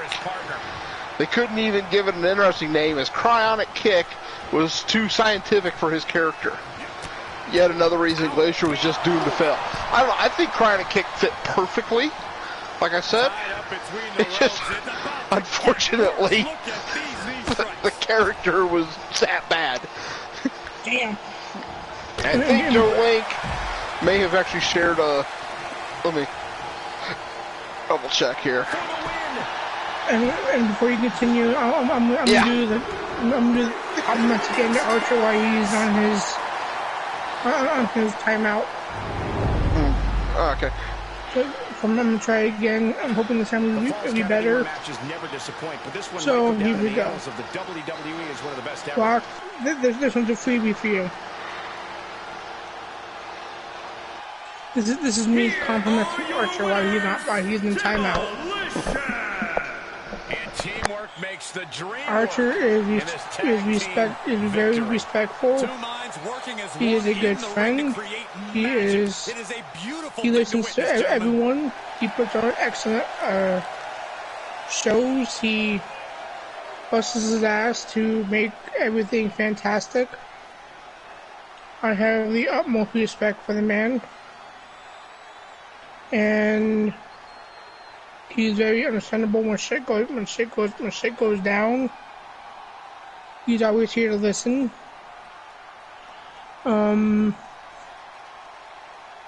He's a very good commentator. He is a very good host with the most.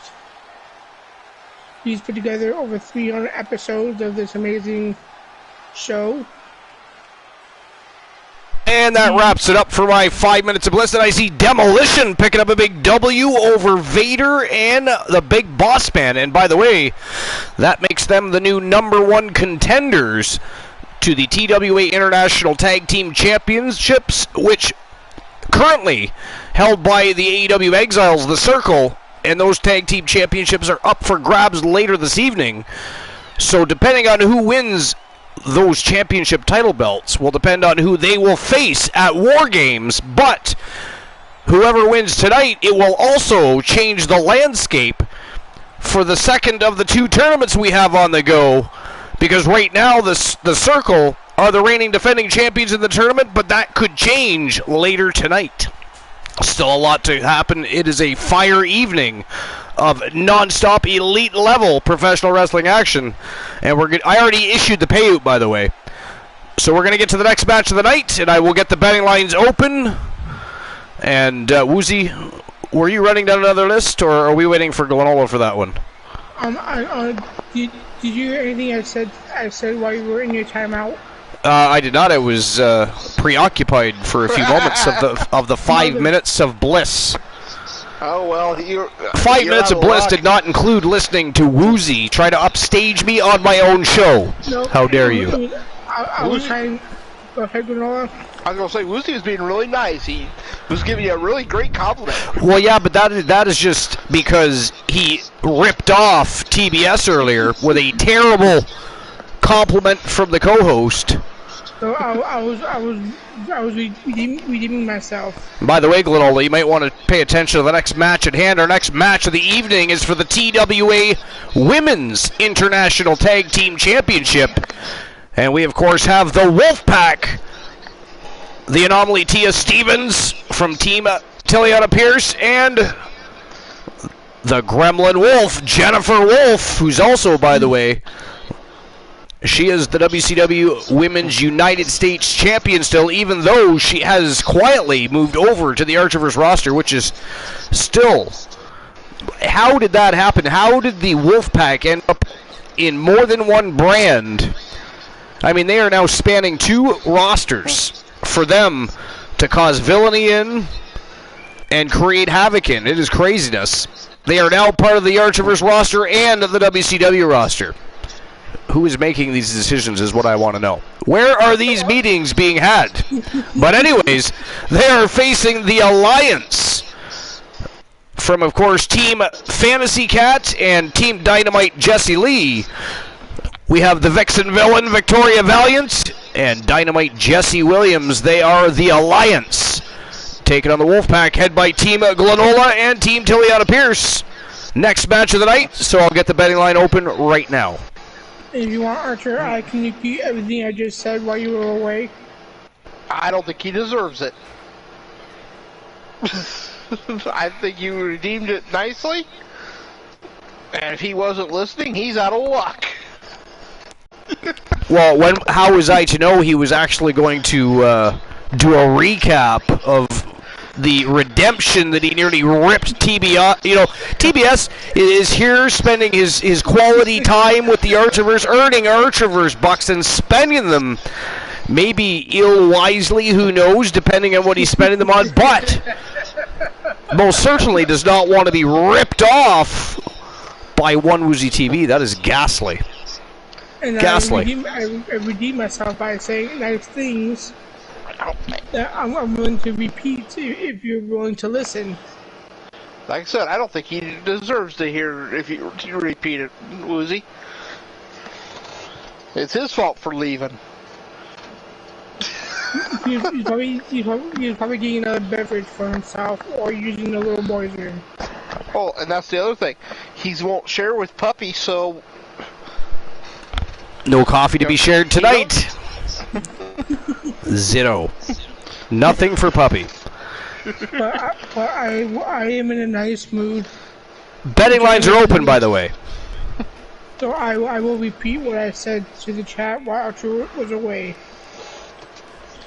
All right, well, while you're doing that, the next matchup is underway. Let's go. I was waiting for you to say I was going to be right back. So I had said that Archer is a very nice guy. He's very well respected. I've got the utmost respect for him. He's put on over 300 amazing episodes. 345. Who's saying, I'm not done yet. And I said, you are a great person to talk to. You let shit go. You let people vent. You're a great listener, and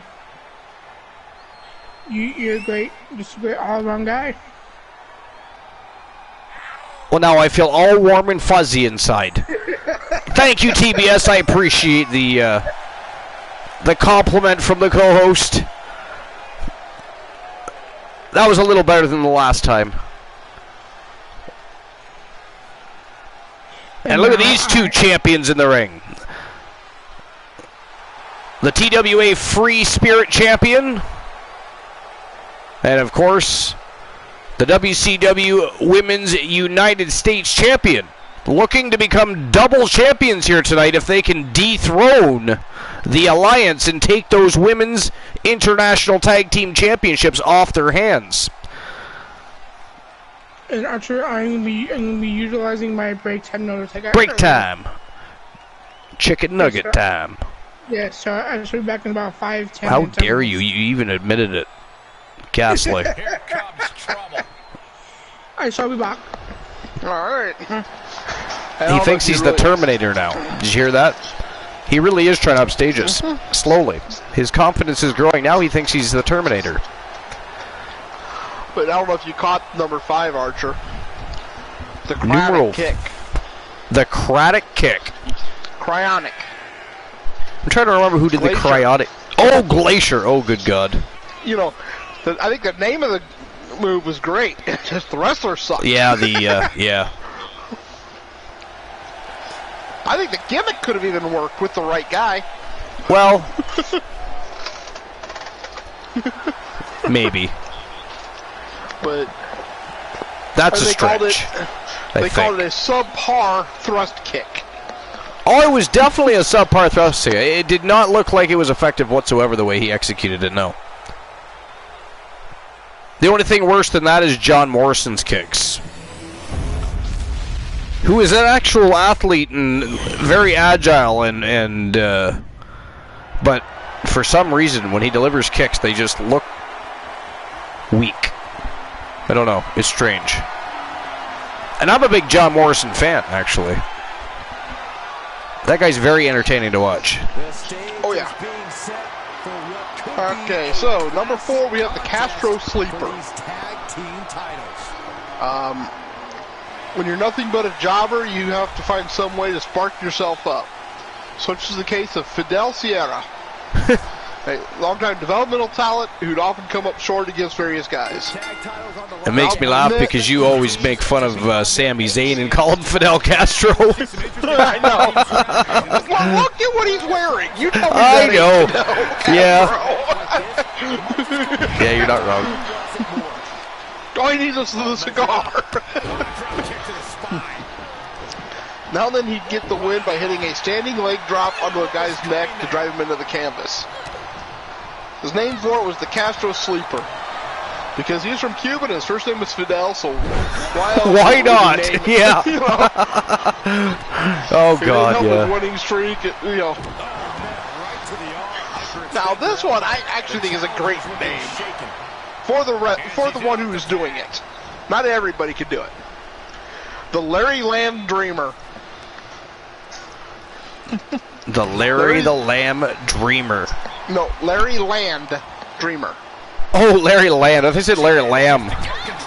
No, Larry Zbyszko always boasts of being a living legend as a heel.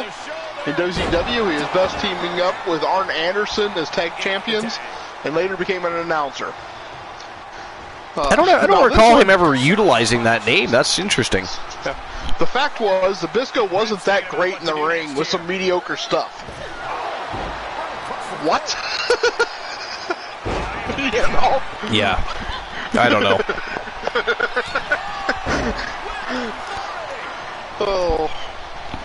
That was interesting. You know, his finisher was a reverse guillotine sleeper he called the Larry Land Dreamer. This referenced to his usual "I'm going to Larry Land" line in promos. It simply pushed his ego too much to be fearsome. I mean, I literally remember him doing that. I just don't remember them ever making reference to that name. Yeah, I don't know. But Zbyszko wasn't that great in the ring. Yeah, okay.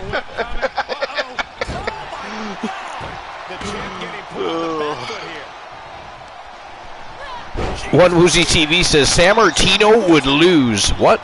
Sammartino versus Sammy would be interesting. That's random. Okay, do tell us, because now we're curious. Why would Kevin Sammartino versus Sami Zayn be interesting? Yeah. We inquiring minds must know. KOP, don't you dare leave us hanging. How dare you? Now, number 2, I agree with, actually. And probably would have put it about the same position. Maybe, you know, I might have moved it to number 1. But the Tutti Frutti from Johnny B. Bad. Tutti Frutti. Now that I remember. Yeah, you know, It was a knockout punch move, but it's just, I don't know, you know. It kind of, you know. The challenger being outclassed here. Joe Link says, I think he's saying San Martino is a jobber versus jobber match. That could be. KOP says it's about conspiracy. All right. Now you're going to have to explain that to us. Because now you've just gone to a whole new ballpark there. Yeah. Now, he actually, in this description, he contradicts himself. His finisher was a brutal knockout punch that looked effective. What wasn't was naming it the Tutti Frutti. Now, the next line. This very next line. It not only did it lack power, but it wasn't hard. Oh, okay, he's saying the name didn't lack power. Okay. Lacked power. You know, I'm thinking, wait a minute. You said it looked effective, but now you're saying it lacked power? It looked great, but man, did it ever look weak. It wasn't hard to look at the second word and draw comparisons to Bad Act. I mean, thankfully he dropped it for the cooler Marvelosity, but it shows how rough his early career was. Yeah, I can agree with that one because the name was bad for that, you know, for it. It was. I can't even argue with that one. The Tutti Frutti. I mean, really? That's the best you could come up with, the Tutti Frutti. I get the whole Little Richard thing, the comparison to Little Richard and all that stuff. But really? I'll tell you what. Imagine that name being given to the Big Wiggle. Well. That would have fit beautifully. You know, because you got the dance. You know? Good God, did you see that? Tia Stevens just literally tossed Dynamite Jessie Williams across the ring by her hair. And then just goes over and tags in Jennifer Wolf. Just casually. Just, you know, it's an everyday thing to toss somebody by their hair so hard that they leave the ring. Well, that's... Whoa! Jesus Christ, what was that? I looked at the chat for 2 seconds, turned back around, and the Gremlin was, yeah, she was doing something. She was doing something and took Valiant right off her feet, whatever it was. It almost looked like a diving headbutt to the gut. Oh, good Lord. Well, like I said, I was reading what the Blind Locksmith said, and then I happened to notice something coming across the screen, so I veered back over, and here's the Gremlin Wolf coming like a missile across the ring. Takes Valiant out, and she is still on a roll here. Does she know where she is? I know we're supposed to be going down a list, but this is a fantastic matchup. Good I am back. God, Woozy, are you watching this? Yes, I am. What a match. And both sides putting on a clinic. This one's a tough one. I mean, I'm of course rooting here for the Wolfpack. I know that's strange, but Valiant and Williams have won multiple titles. They've been champions, tag team titles, singles championships. I would love to see the Wolfpack here win just because they get an opportunity here to become double champions. Because again, Tia Stevens is the Free Spirit World Champion, and Jennifer Wolf is the WCW United States Champion. So if they win the tag titles, whoa, jeepers. She was like, if she had a cape, she could have played the role of Supergirl right there. Did you see that? That was nuts. Nuts. Oh, wrong one. Oh, nice armbar takedown. Look at this. Oh, rope break. Valiant with the veteran ring experience gets that foot on the rope.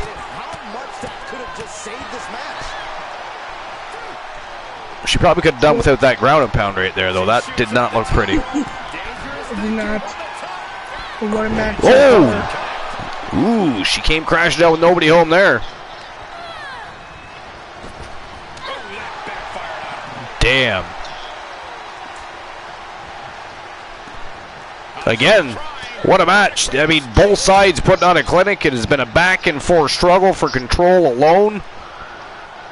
Military press. New champion. And there's the save. And what does everybody think of the new placement of some of the different logos from our subscribers and supporters. I like it. I mean, you get everybody from. Looks nice. Yeah, you've got. Oh, I love this arena. I love this arena. I love the John Lee logo.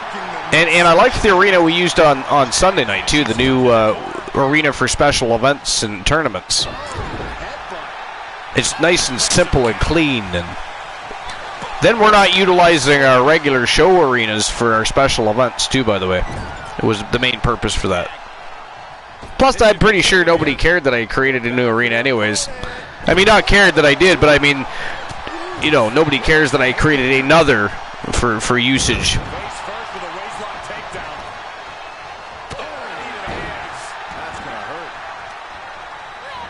Wow. I mean, the back and forth struggle just continues here. They are brutalizing each other in there. A vicious tag team matchup. Oh, yeah. The number one is the high knee with the booty man. The high knee with the boogie man? The booty man. Oh, the booty man. I thought you said the boogie man. I was like, I do not remember that. I was trying to think. I was like, what? Okay. Now, of all the unfortunate gimmicks Ed Leslie had in WCW, the booty man may be the worst. Yeah. Yeah. Yo, Q-Ball invading the compound with two villains. Q-Ball, welcome into episode number 3 of 4 or 5, baby. TWA Wrestle Kingdom. We're just in our third match of the night. This is for the TWA International Women's Tag Team Championships. How's everybody doing? Thank you very much for stopping by. What's new and exciting? What's going on in Q-Ballville? But welcome in, Raiders. That question goes for all of you. What's new and exciting? Get in here and participate in this chat room so we can follow your channel and support you like you're supporting us. Yes, welcome in. Follows are free and you'll get them here. Either way, we appreciate you for being here. And if we can get a shout out for Q-Ball, please and thank you. You had a long stream. Awesome. How'd it go, buddy? We appreciate you being here. Thanks for trusting your community with ours.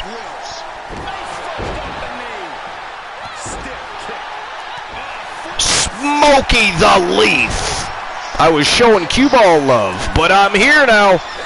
Well, you've got to, I mean, you've got to support everybody, Smokey the Leaf, so that we commend you for that. We appreciate you for remembering that you have other channels and friends on other streams to support other than just the Archiverse.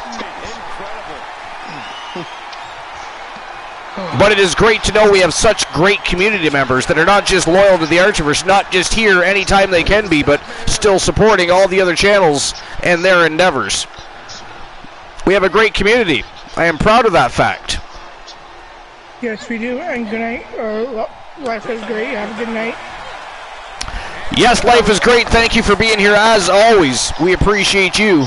We'll talk to you tomorrow night. Tomorrow night's show, by the way, will start at 11:30 p.m. Eastern Standard Time, 1 hour later because I work until 10 p.m. tomorrow night. So 11:30 tomorrow night instead of 10:30. The Archiverse Wrestle Wars will continue the road to WCW War Games, which is now just a little less than 2 weeks away, when we see the Archiverse Warzone and WCW Starrcade clash in an epic 10-match stream per-view that is going to burn it down. It will be absolute fire. Championship matches all night long, and as usual, both brands looking to upstage one another and take each other's championships for bragging rights. Sight set on the top rope.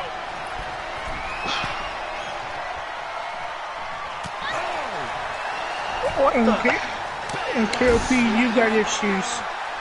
The White Locksmith says, "You're killing me, Smalls." I don't understand it. The Gremlin Wolf climbs up on the top rope and then jumps down. Yeah, I didn't get that either. Changed her mind in the moment, I guess? I don't know either. I was wondering that very same thing. Every time I see her jump up the turnbuckle, she doesn't do a move. She sits up there and then climbs down. Yeah, it's very odd. It's like she's second-guessing herself. Not confident with the aerial maneuvers when she gets fatigued, maybe. I don't know. You know, because she had no problem at the beginning of the match flying off that turnbuckle. I don't know. It's just...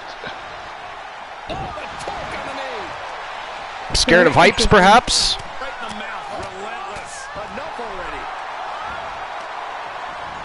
A moment of weakness. That could be it. But It doesn't. It doesn't seem to affect her performance any. To be fair, no, it does not. the Great Lola cannot perform. That's all I see. That is all I see. It's Caster. It is. I hate how it sends that black box across your screen while you're in the middle of a broadcast. Hey, Smokey, how you doing? Just in the nick of time. Look at this leg drop. Stop. Oh, big heavy right hand by Dynamite Jesse Williams. But look at that. The Wolfpack members both clocking Jesse Williams. And look at that, Tia Stevens with a big spine buster. There's a tag.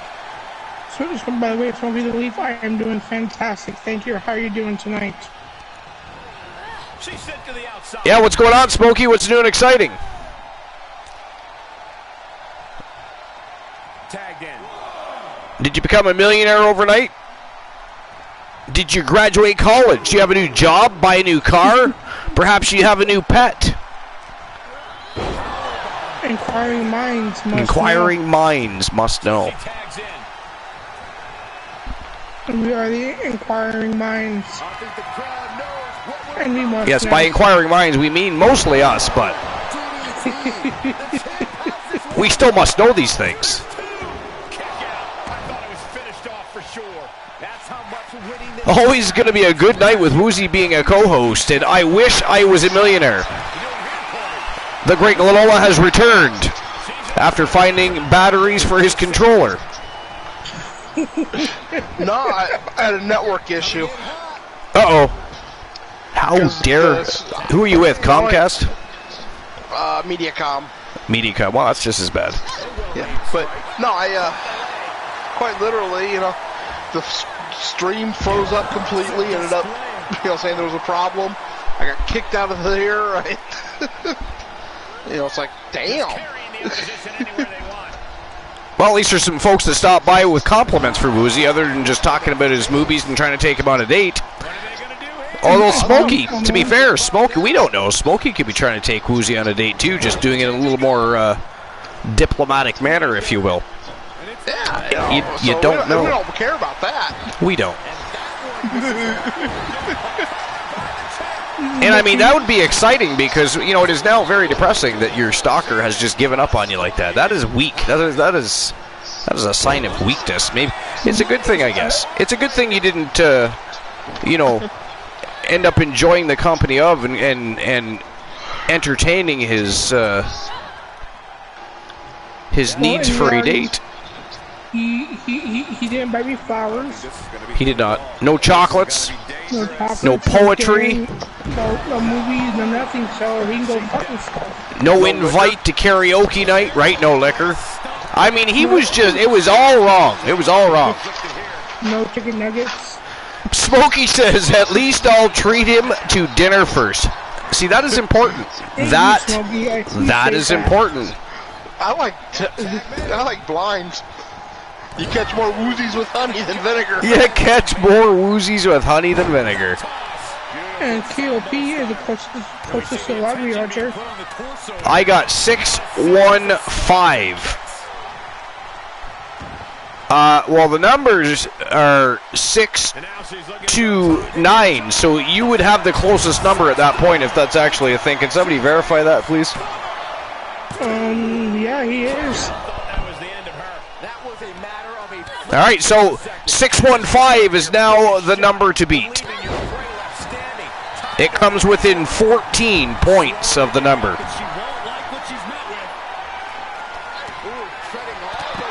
Wait a minute, was it 629 or 692? 692, which I think puts Froggy so no, that still puts Froggy in the lead. Yeah, it's not. Yeah, thank you, Blind. We were just figuring that out ourselves. KOP was trying to sneak in there with a Jedi mind trick and mess with us. Somebody AKO KOP, please. Thank you. Give me 1 second. How dare you, KOP?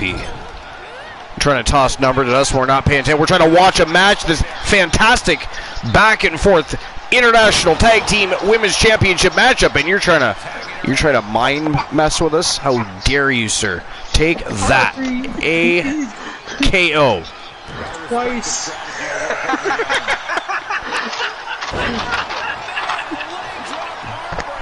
See? Karma. Double. Double. Good Lord, we need to create that as a command. The first time we'd be nice, it's just AKO. The next time, it's a double AKO.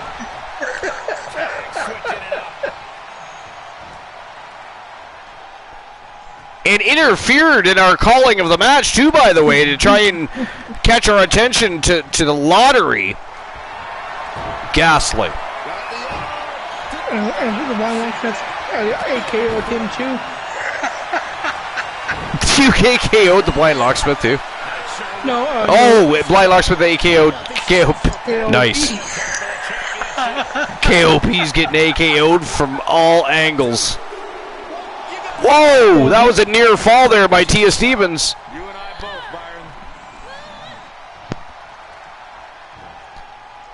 Byron. Holy Jesus Christ, did you see that? I did. What a fucking match. Back in comes the Gremlin Wolf. How dare you, Nutter Archer? Whoa! She did it! The Gremlin Wolf has done it, ladies and gentlemen, the winners of the match. And now double champions, by the way. From Team Glenola. Team Glenola is just like collecting championships left and right here. Anybody else noticing that? And by the way, do I need to remind everybody that they are spanning 2 rosters now? But anyways, from Team Glenola and Team Tiliana Pierce, the Anomaly Tia Stevens and the Gremlin Wolf Jennifer Wolf, the Wolfpack, your new TWA International Women's Tag Team Champions. And double champions, because again, Tia Stevens, the Archerverse Free Spirit World Champion. The Gremlin Wolf, the WCW Women's United States Champion. They are double champions. So congratulations to both teams, and congratulations, of course, to the Wolfpack. And this betting was actually perfectly split. 50-50. Yeah, I seen that. That is crazy, right? That just means that people respect the Alliance. I mean, they are a formidable tag team, and they were great champions too, by the way. So, I take nothing away from Dynamite Jesse Williams. Not at all, or Victoria Valiant for that matter. Yeah, you got to remember, she was one half of my favorite tag team, and she was. And look at this. This matchup is interesting, ladies and gentlemen. Next match is for the TWA United States Heavyweight Championship from Team J Negative Gaming. It is the Soul Man, Jay Simmons, taking on from Team Christian Cool, the Iceman Christian Hart, the reigning defending champion. This is the Canadian Heavyweight Champion versus the United States Heavyweight Champion. Now, if the Soul Man is able to complete his campaign here, he will hold both the Canadian Heavyweight Championship and the United States Heavyweight Championship at the same time, and will be the very first person to accomplish that task. So it's a very interesting and intriguing matchup. Wolfman is... He is not, no. You said if the Wolfman... Soul Man. You said Wolfman. No, he said Soul Man. Yeah, I said Soul Man. I heard Wolf. Well, that's what you get for hanging out in the doghouse all day long. Here in, the Wolfpack. always bantering back and forth. I'm surprised they don't beat each other up. Much like, does everybody remember the Bluewood Boys? I mean, those guys were crazy, right? They were a great tag team, multiple-time champions.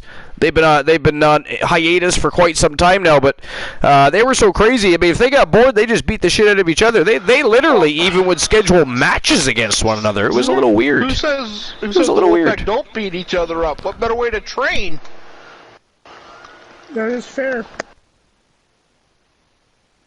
Fair point. But anyways,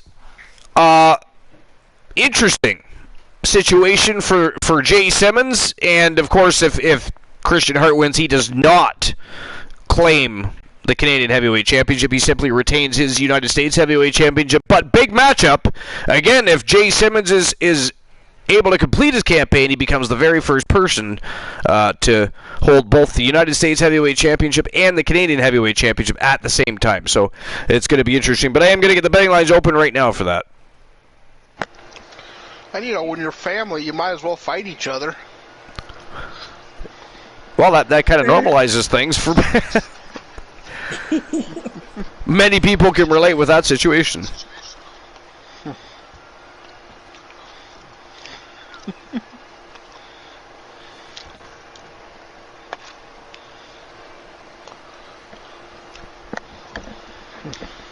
All right.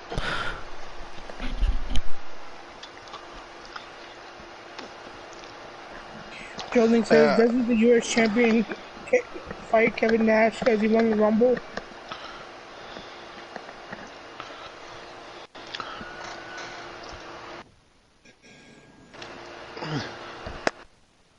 Actually, I believe they are the United States champion is next booking a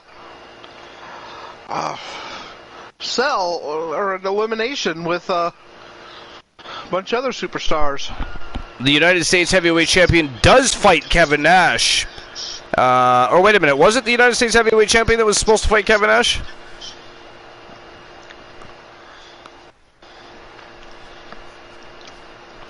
I missed the Rumble. I'm trying to remember now. I do know Kevin Nash is facing a TWA champion. I just couldn't remember if it was actually eventually going to be the United States Heavyweight Champion or if it was a different title.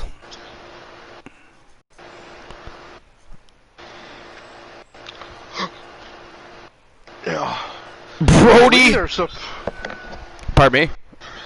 I believe they're supposed to be Cell with Cool, the Soul Man, or with Christian Hart, the Soul Man, the Wolf Man, Joe Lincoln, Tables, and the Villain. Or, yeah, that's Thursday night. We know that. Voice. That's got to be a dark match too, because they aren't even on the Starrcade roster. Well, that's what. That's what I mean. When people are booking when people are making matches, you guys got to start considering. Unless it's for a TWA show, you got to start considering who's on the rosters, because otherwise they have to be dark matches almost every single time. Oh yeah, I knew that was going to have to be a dark match. Yeah. Or or tonight's, which I thought was what we had planned, but no, not for tonight. I had already told you that it was for Starrcade. Yeah. Okay, but I couldn't remember. Yeah. My brain's. Remember, I said that was. I told you that was a good match. We needed that for the Starrcade event. Okay. Well, welcome back, Francis 2 O's. What's going on, Francis? Welcome back. And we also have somebody else in the chat room here. Brody King is here. Welcome. Brody King is here. Welcome to episode number 345, sir. TWA Wrestle Kingdom. We're just about to get our next match of the evening underway for the United States Heavyweight Champion. However, one of our gentlemen here, the Soul Man Jay Simmons from Team J Negative Gaming, has the chance to become the very first person to ever hold the TWA Canadian Heavyweight title and the United States Heavyweight title at the same time. So it's a very intriguing matchup. But I'm about to open the betting lines, or did I do that already? I might have.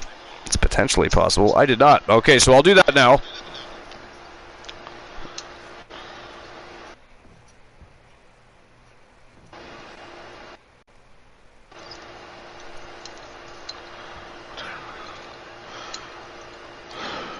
right, so who walks out the United States Heavyweight Champion? Is it going to be Jay Simmons or Christian Hart? The Soul Man or the Iceman? Team J Negative Gaming or Team Christian Cool? The leader of the Coolverse. Mayor of Coolville. Captain of the Cool Kids. Santa Claus. He is many things. Most importantly, the 32nd man.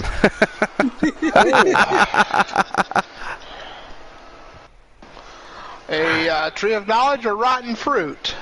All right, who got that? Me. Nice. Yes, do it. And now the broadcast team is kind of a... Well, yeah.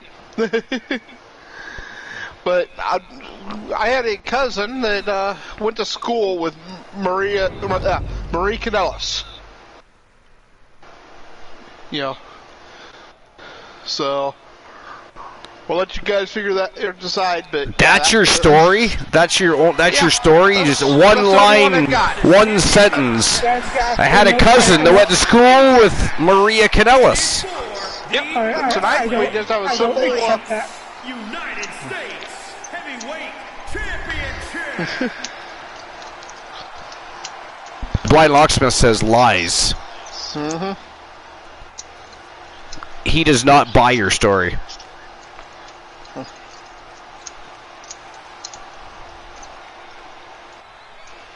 And here comes the Canadian Heavyweight Champion himself, the Soul Man Jay Simmons from Team J Negative Gaming. All right, so we'll see if anybody else comments. And welcome in Christian Cool. Joe Link saying true. And hello, Christian Cool. How's it going? Christian Cool. Yes, I'm here. His ears must have been buzzing. Technically, we already gave you an intro before you even got here. Wow, that's interesting. It is. You had come up in conversation. Man, I've never seen Canada look so ugly. Shots fired already at Team J Negative Gaming. I knew that was going to happen if Christian Cool showed up. It was a matter of time. As soon as he lays eyes on Team J Negative Gaming's Jay Simmons, it begins. God damn it.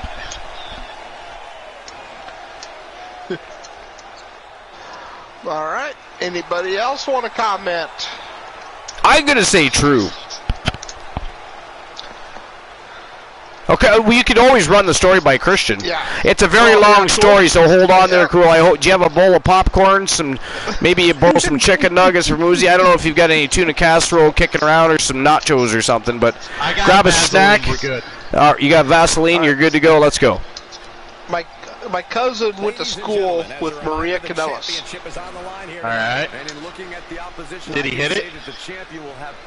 I mean, right? He didn't even elaborate. Didn't even add anything amusing to the story. Whether it's true or not true, it's almost bullshit to begin with. Well, the problem is that's all we got. I had a cousin that went to school with Maria Kanellis. I don't talk to that cousin very much. But you talked to her about that, though. I found out just real quick because of where they went to school. Gotcha. Okay. KOP says, bullshit! Okay. It is actually true. Aha! They went to Ottawa, Illinois High School. I was right. Grew up in Marseilles, which is just a few miles outside of Ottawa.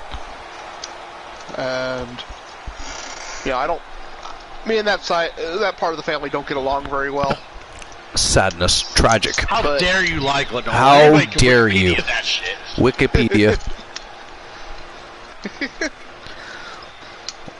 Isn't it funny? Team Christian Cool just happens to just show up when Christian Hart is or about to make his way to the ring. Anybody notice that? Anybody notice that? I did, yeah. We've all been sitting around all night having a great time. Christian Hart's favorite opponent. Yes, Christian Hart felt the need to try to make Canada great again, so he's going to defeat Jay Simmons here, put him in his place, and take that title. Well, actually, he can't take the title, but... It's his title on the line. Yes. No, why? If Simmons wins, he becomes the very first person to hold both the Canadian and United States heavyweight titles at the same time. So what you're saying is, if Simmons somehow beats Christian Hart, which he won't, but let's just hypothetically say he will. If he does, he will then be the Intercontinental Champion. Pretty much. Wow. And then Archer, I don't think KOP is the latest vignette from the Coalition, because he asked if he was still part of the Coalition. Sorry, say that again? KOP is asking if he's still part of the Coalition. Apparently he hasn't read. Well, KOP, you're just gonna have to go watch some VOD, sir. We do not do recaps in the middle of a live show. What do you think this is? This ain't WWE, let's go. Right? This is not WWE. This is not an episode of Rampage. This is not Impact. We don't have 65 minutes of recaps from our previous shows, sir. How dare you? Somebody AKO KOP, please. By the way, the whole Make Canada Great Again spiel, that was the redeem of the silly cool, because I would never say Canada's great. Ghastly. I was definitely being silly. My Locksmith's just Make Canada Great Again, LMAO? It was great before? See? Preposterous. That's why it's so silly cool. This arena is palpable. These competitors know exactly what's on the line.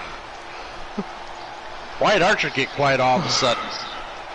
I mean, why get involved? It's like the same old conversation every time it comes up. Actually, it never really comes up. It comes up all the time. I guess somebody has some sort of lame Canadian reference.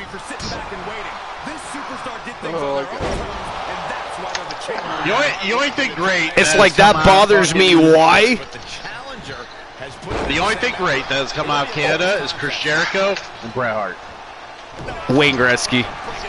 Oh yeah, okay. I'll give you that one. I mean, if you're a hockey fan, I suppose. Otherwise, not so much. No, but I mean Gretzky was one of the best. He was. Take a break, Woozy. What about Robert Roode? Come on, Kevin Owens, Sami Zayn. We gotta have some sort of. They're not at that level yet. They definitely are not.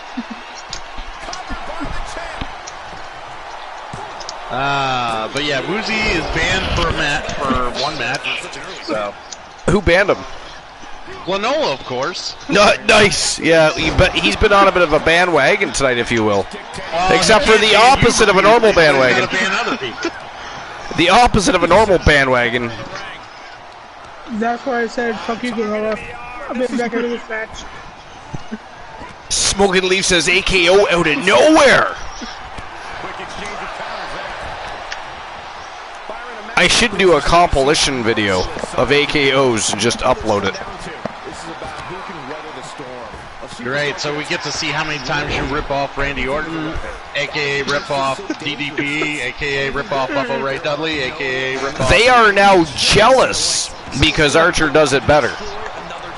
Oh, they wish they had the panache and the charisma to execute the match with such eloquence and execution. Cool. The greatness. A silly Archer redeemed. A silly Archer? Yeah. Well, you can't see something that doesn't exist. Yeah. Well, I figure it's like a silly cool because you're saying something. It's pretty silly. They're thinking people are jealous of Archer. I mean, he can only hold on to an imaginary title.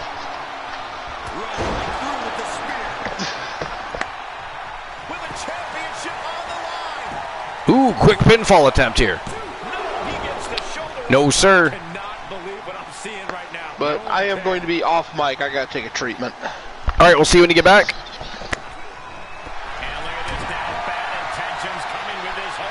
Here we go. You have to admit it. So what brought about the Soul Man? I know he took a hiatus. Well, he's been back for a few weeks. He's just been in tag team division. Power and Glory's been wrestling.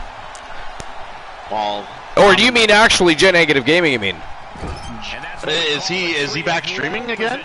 He will be sometime soon. I don't know if he's going to be streaming first or if Dabs is going to be streaming first, but they're both making a return at some point.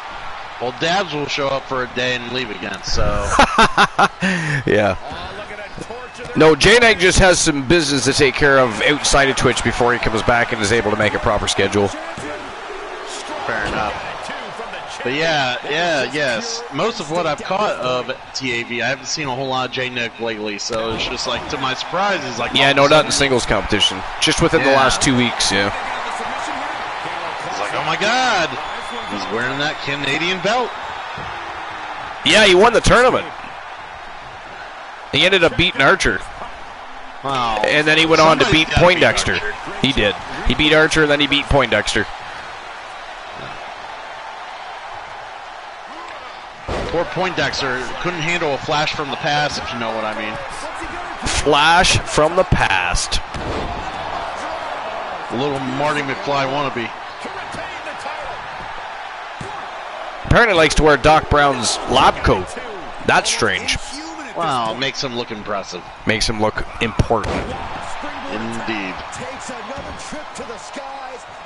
Joe Link says the tournament he was on was fantastic. He fought more matches than every... Oh, yeah, he did. So he ended up with, like... He fought, like, 7 times or something like that. Yeah. He fought Edge alone 3 times. Come on! Make on! Come on! Oh! Speared him! But yeah, Joe Link is right. He, look at that. Glenola cannot perform it. Whoa! Just like that. That is it. That is all, ladies and gentlemen. The winner of the match. And still TWA United States Heavyweight Champion from Team Christian Cool, the Iceman, Christian Hart. And I am back. And it looks like Team USA just beat Team Canada. Damn. We did? Bastards. All right. So I'll issue the payout for that. There you go, cool. Nice tower defense. That was an excellent title defense. Not exactly a very long match, but it was a very good match, though. I was trying to watch it while you all were bullying me about being Canadian, but a bunch of swines. All right, so I issued the payout for that last match. Possibly be here tonight, and look how it paid off. KOP says Canada sucks, United States wins. Dude, you come from like a little tiny mini island. Your biggest stake to claim to fame is birds. I mean,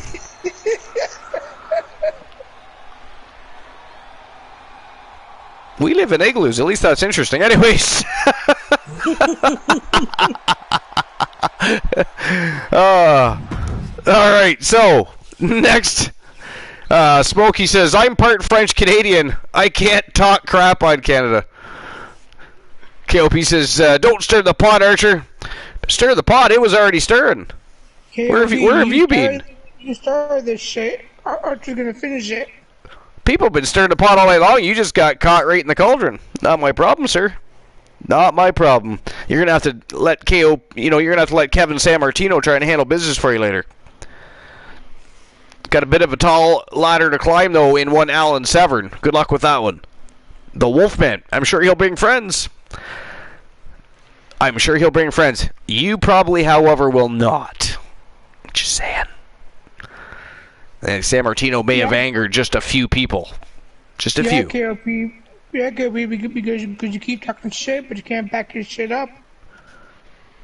All right, the next match of the night for the TWA International Tag Team Championship, we have the Anarchists, Little Joey Nightmare, and The Nightmare Damien from Team Kraken Skulls taking on the AEW Exiles, the Circle MJF, and, of course, the Wizard Chris Jericho, the Painmaker, putting their International Tag Team Championships on the line.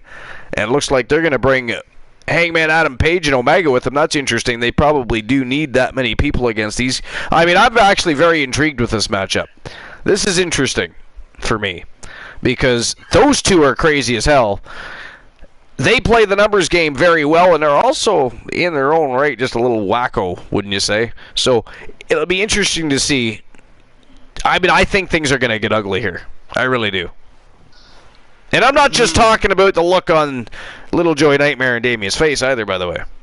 I think ugly's kind of keeping it light, don't you think? I think it's gonna be, as JR would say, one hell of a slobber knocker. A slobber knocker. Whose slobber do you think gets knocked out first? Little Joey. Little Joey. All right. So who walks out the International Tag Champs? The Anarchists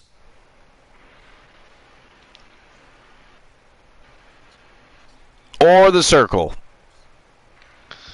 It's funny that you kind of go through that motion. You only say it as you're typing it into the thing. You couldn't just say it. 5 minutes to make your bets. Ignore Christian Cool. He's spiteful because we steal all of his viewers, and he can't stream on Tuesdays anymore as a result. He's a little upset, so he's trying to stir the pot and cause havoc. He'll be okay once he has a little bit of his tuna casserole. Just give him time. He's hangry. He just got home from work. It was a long drive home. He's got the bottle of Vaseline, but hasn't been able to touch himself. He's been busy trying to keep up with what's been going on. He'll be okay. I'll be all right, guys. Oh, Jesus. All right. So here we go. Next match of the night. The betting lines are open. You have just a little over 4 minutes left to make your bets. Let's go. And, sorry, Glenola is he... I guess he just kind of... disappeared? Poof. Yeah, he disappeared. I'm sure he'll sneak up and chat later and, ban somebody. I was just going to say. He cannot perform, remember, Archer? He cannot perform. Poor Glenola can't perform. You know, Christian, maybe you should lend him the Vaseline. If it'd make his breathing a little easier, I would.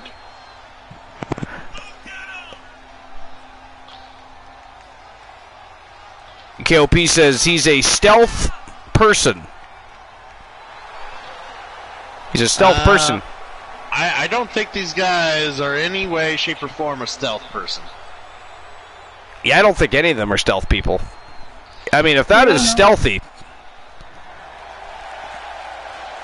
I mean, you got Big Damien, who looks like Frankenstein's monster. Frankenstein's monster. Representation of it. And then you got little Igor, his little boy, Igor. Nice. Little Igor. It's very scary. Look at the size difference. That is hilarious. And Damien's the Mad Doctor. And Damien is the Mad Doctor. I'm surprised she doesn't come out with them. I know, right? Look at the Circle strutting their stuff. Proud of their anarchy. I guess the anarchists there are now. That's interesting, isn't it? I guess AEW doesn't pay them enough. They come over here and want to work for free. I don't understand it. Better storylines. If they're being oppressed and told what to do, they want to at least shine. You're right. Did you just try to promote your booking? Seriously, was that like a little sly way to fucking brag about your booking? Oh my god. I can't believe I just caught that shit. Blind Locksmith says, thank you, Double K. Most people just call it Frankenstein and not correctly call it his monster. You're welcome, Locksmith. I know proper lore. One of these teams is going to have to work in unison from bell And the to bell. KOP said, Archer, did you write waivers for them to use fire in this arena when people are in danger? I mean, see, that's how much you pay attention, KOP. We are not in an arena. Yeah, come on. You think we get that many people to watch TAV? Shut the fuck up. Exactly. We had to upgrade to a stadium because we had more people that wanted to watch TAV. And we don't have to worry about, you know, the Damians burning the place down. There is no roof. I'll just say KOP, pay attention. KOP said, "How dare you, cool?" And I'm trying to figure out and remember why he would say that. Oh, because I called him out basically on that. That was he's not a fan of that. Oh, gotcha. Yeah, remember King of Pro? You suck. So he's taking pot shots at Team Christian Cool here. I get it. Yeah, he is. He is. He's attempting to create a battle here in the chat room, I think. A battling chat room. Battling chat room. Basically per norm of the TAV universe. Isn't it? And yet he thinks he's reinventing a wheel here with you. And KOP says, cool sucks. Ooh. Oh, well. Ooh. Does that hurt your feelings? Everybody's entitled to an opinion. It's fine. We like it that you share your opinion. Opinions are like woozy stalkers. Exactly. Yeah, I'll get fucking banned. Ban Hammer. I'm feeling real bad for MJF here. I don't know why he hasn't made a tag yet. I was thinking the same thing. Why would he stay in there against those two monsters? Like, get in and get out. Quick tags a necessity in this match, I think. Oh no. See. MJF is starting to feel a little more confident now. Find someone his own size.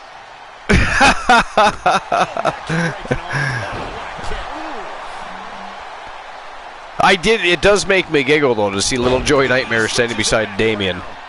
It does. Yeah. I was humored. Me too. I still am.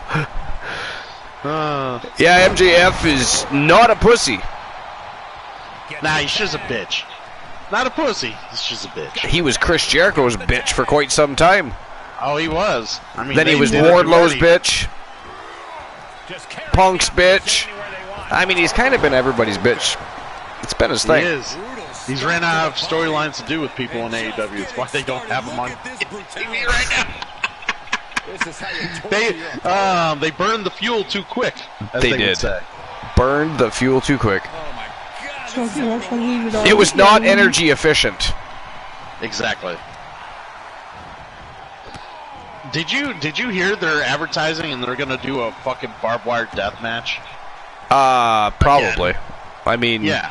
Eventually the whole roster will be, you know, on the injured reserve list, and they'll have to run ROH shows. There you go.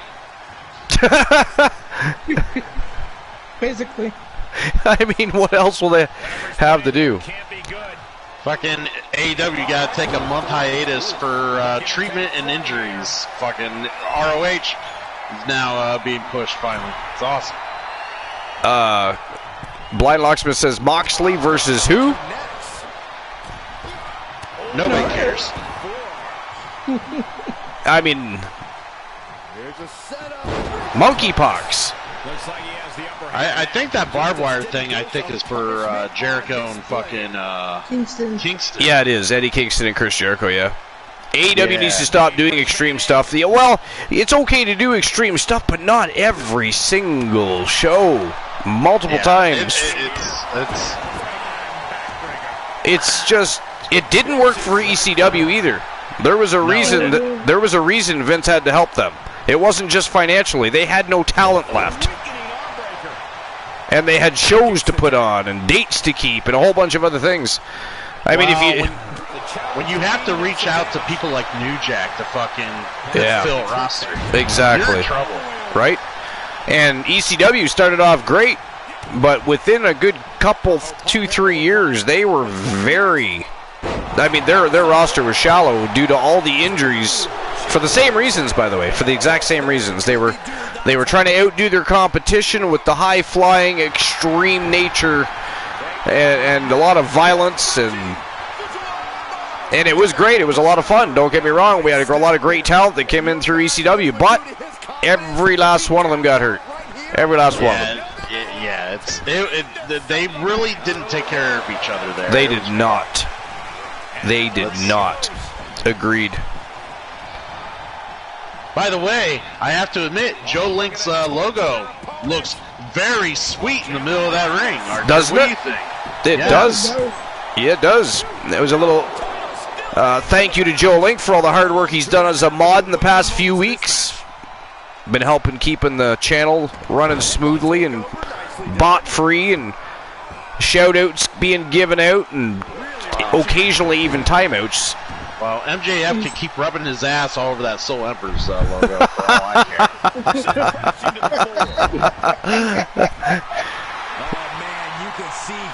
Soul Evers was here earlier tonight trying to cause a little villainy. Of course he was. He was. He does a VR chat stream now. A VR chat stream. VR chat stream. So he pretends people actually watch him. That's cool.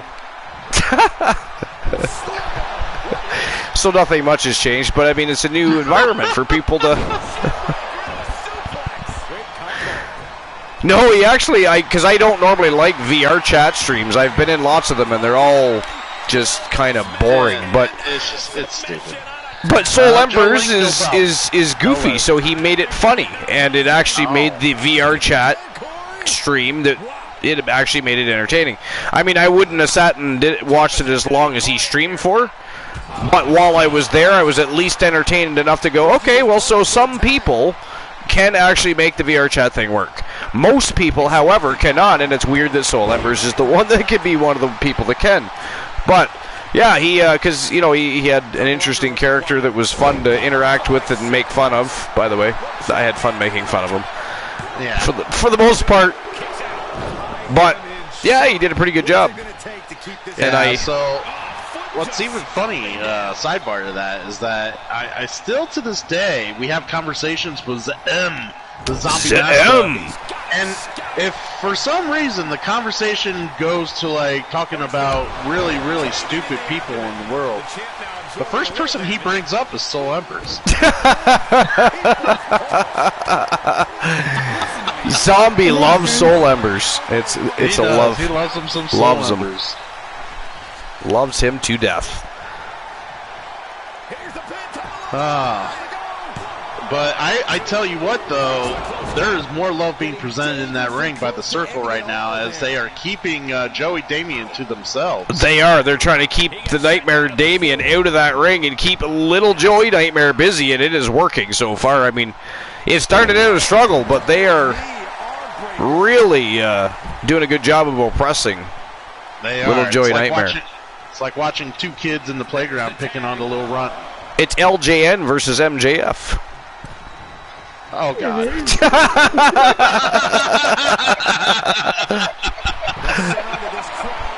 No, you said LJN, and my mind immediately went to all the bad games that got made in the Nintendo era. Oh, good Lord. That company. Yeah. Made all our hard plastic wrestling figures. Yeah. Oh, drop kick Damien right to the floor. He's not even in the matchup. He is not even the legal person in the ring. That's ghastly. It is ghastly. Man, little Joey Nightmare goes over and takes on both Omega and Adam Page on the other side of the ring. That's crazy. Well, I would normally say he's all heart, but I don't think he has. Yeah, I'm pretty sure that's not a problem for him, no. No. Look at him. He's going after Page. He has to go after Page. He can't get back in that ring and go back to facing Chris Jericho. He has to beat up all of the Circle. He is obsessed here. He's going to get counted out over obsession. Oh, Chris Jericho broke up the count. So he has at least a little longer before he gets counted out then, the way he's going. He is taking on... I know! He's taking on the entire Circle. Uh-oh. Oh, numbers game catching up, though. Numbers game catching up. Can he take advantage? Joe Link says, yes, I appreciate you again, Cool, for fixing it for me. Yes. He heard... Took a little longer than I thought, but it ended up coming out nice. He heard you talking about that Joe Link logo. Yeah, he did. Yeah, he did. That's why I did. This is an amazing match. It has been a great match so far. Yeah, I actually thought that the Anarchists would have, put away the Circle by now, but the Circle are full of surprises, aren't they? They are, at the end of the day, they are fighting. A fighting group, that is for sure. Yes, they are. I hate it. They have defied all the odds since. I mean, it's funny because when they first inked contracts, they come in, they were whooping ass, but they were not picking up any victories. And then all of a sudden, the tides turned, and they just haven't stopped winning since.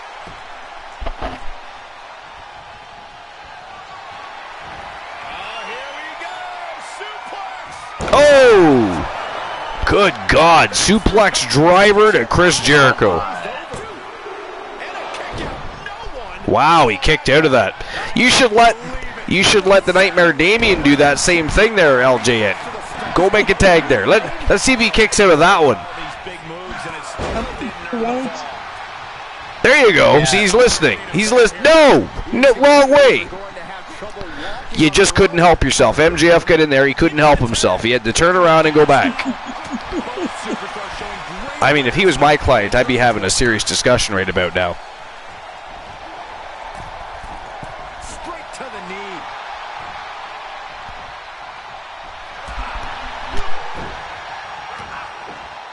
Usually we see certain dynamics with tag teams, right? Good friends. Yeah. Brothers, siblings, the like, Never father and son, hardly. And you could tell, maybe there's a reason that the little boy just wants to stay in the ring.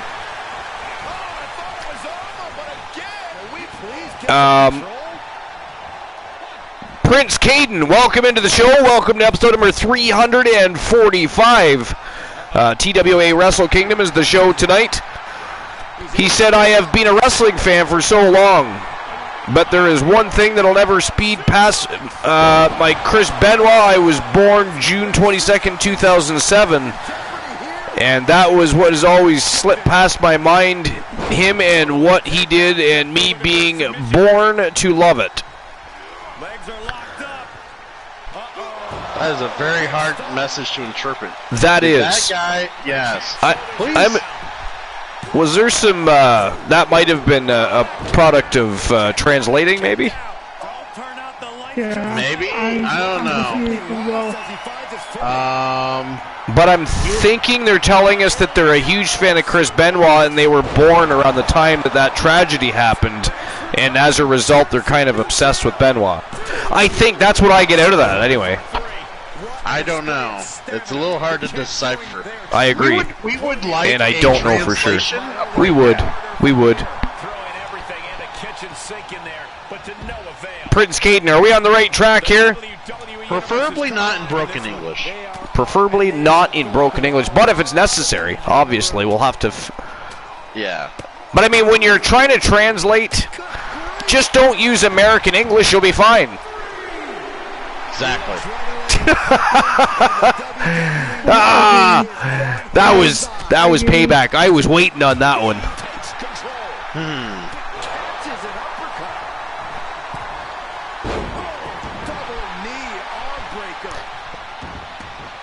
Good God. MJF really has Little Joy Nightmare in a bad way here. He really needs a tag, and there we go. Big Nightmare Damien has entered the squared circle, and Jericho goes right after him. No fear at all from the Wizard. Benoit in the ring was amazing. Out of the ring, obviously not. Gets tagged in. Unpacks a well-placed punch. To be fair, I mean, I don't even like to really discuss Chris Benoit because it's one of those things where I feel the same way. As a wrestler, I can't overlook the fact that he was one of the best that ever stepped foot in a squared circle. And on the other side of the spectrum, there's a lot that happened, and it was tragic. and sad and makes you angry as both a fan and as a person. And, you know, the other crappy thing about that whole situation is all the facts still have never actually been come to surface. And since that whole thing happened, there's been stories circulating, and it makes you wonder why they've never not reopened the case and had a deeper look. Because they wrapped that case up pretty quick. I don't know if you all remember that situation happening. That wrapped up quick. I can imagine that was probably some Vince McMahon money. Makes you wonder, but there was stories, and even Chavo Guerrero had mentioned something to the fact that, you know, there was other people that could be involved, because at that point he didn't know yet that what had happened, but he had mentioned if something did happen that Benoit may or may not be involved with people.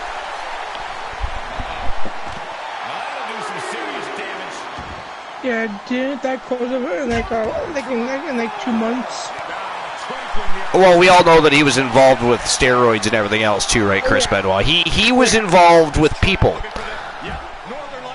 And there may potentially have been, you know, money owing there somewhere.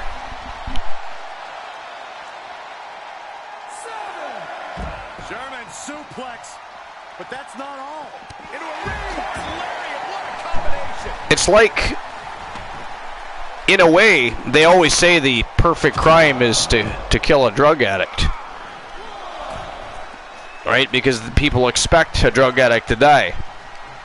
Yeah. You know?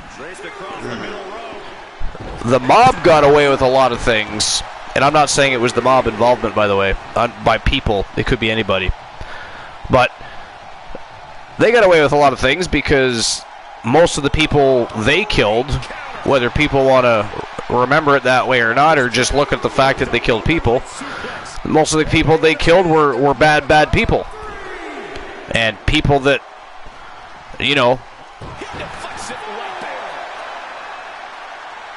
didn't live by any set of rules for the most part. I think people have this grand delusion that the Mafia went around killing innocent people. Harsh forearm draped across the middle rope. Either way, it just sucks to enjoy such a hobby, such a unique property like pro wrestling, and you have this taboo like topic like Benoit. It's like a black stain on it. It does. It's rough. It is. I mean, never mind all the other stuff, the known steroids, circulated. I mean, there's so many stories circulated. It's just one of those things. Do you not wonder why they don't look more into it? I mean, I think they should. I mean, but the problem was, I mean, we could bring up the Jimmy Snuka case. Like, it took some random, like, fan, like, who was in the field to look over certain details and realize there's something off here and did some digging for that to get brought up. How long are we going to wait for something like that happen for the Benoit case? You know? Yeah, I mean, I guess we can pick out a lot of cases in human history. I mean, Courtney Love still walks around free. Yeah. You know, so there's that. There's that. Even has her daughter convinced she's innocent. Yeah, see, like Blind Locksmith's got a interesting little thing. An ex died of a drug OD. She got clean from rehab and got her daughter back from the abusive mother. Then just died of an overdose. Most people in the area think it was her dealer, but police could never find proof. Yeah. It's crazy. I think it's a pretty well-known statistic that most overdoses and deaths due to people addicted to drugs get very quickly swept under the rug, if you will. Indeed, they don't really. Yeah, it's obviously this. It sucks. just in case the first few didn't hurt. There's another. Time to flip it. Boom. Switch. I guess Glenola's not coming back for the rest of the night. I guess so. Because he still had I think he still had another list to go through. He did, yeah. Yeah. Ooh, do you have that list, or should I have to be the replacement? I don't, but if you would like to replace him and do a list of your own, feel free. All right. Maybe I can find something real quick here. And set him up. Oh, needed a brace. That's going to hurt. Come on, count along if you want. The 10 baits of the Bodron. I gotta tell you, this has been one hell of a match. I mean, I've been watching it from bell to bell so far. Well, there hasn't been a second bell, so since the start, we'll say. Yeah, I agree. And man, oh man, what a back and forth matchup. Aggressive work on that shoulder. Little Joey Nightmare is attacking everybody else except for the one damn match. No, I know. He's literally trying to take them all in at once. He doesn't want just the tag titles. He wants their heads. Well, you blame him? I mean, nobody does at this point.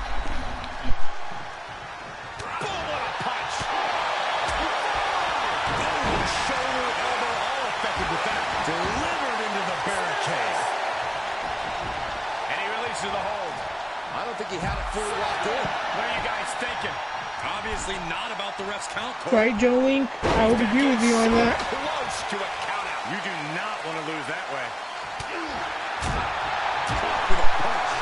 The legal people are not even fighting each other. No, I know. Steroid drug ring, taking out Benoit for not playing a ball and keeping it a secret is the most likely scenario. Yeah, well, there's a few different stories that were circulating about that, yeah. Again, it's kind of sad that they can't... I mean, here we are with finding reasons that you should look more into a case and perhaps reopen a case, but they can't seem to find a reason to do so themselves. You know, I think in any case, if you rule in favor of one thing and then later on find out that that's probably not necessarily the case, that should probably be sought. The truth needs to come out. All right, because here we are. I mean, look how we perceive Chris Benoit. You know, what if he didn't actually do that? What if it was done to them? You know, I'm not implying anything, and I'm not suggesting anything. As far as I'm concerned, what happened. That's the only facts I have and know. But what if we can be presented with other facts that suggest, and again, there's been stories, right? Even Chavo suggested there was some strange circumstances. Wow! Holy shit, ladies and gentlemen, look at that. The winners of the match and a new TWA International Tag Team Champions from Team Kraken Skulls, Little Joey Nightmare and the Nightmare Damien.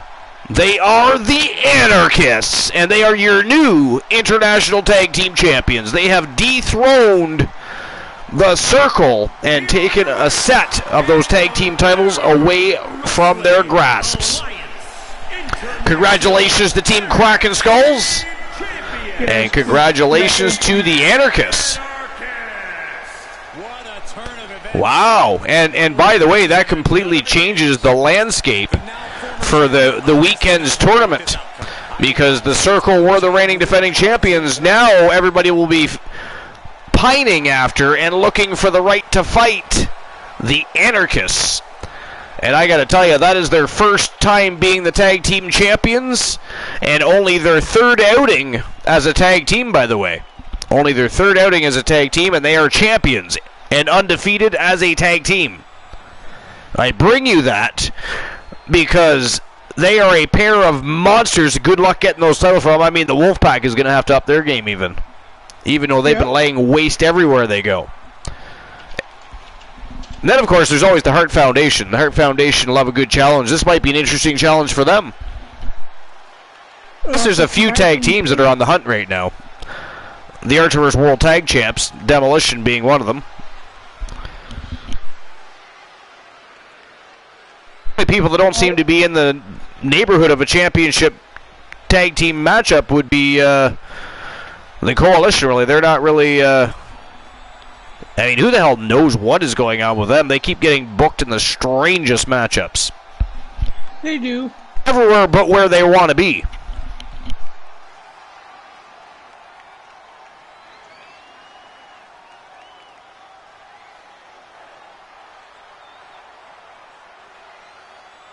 Well, I'll issue the payout for that match. Give me a moment.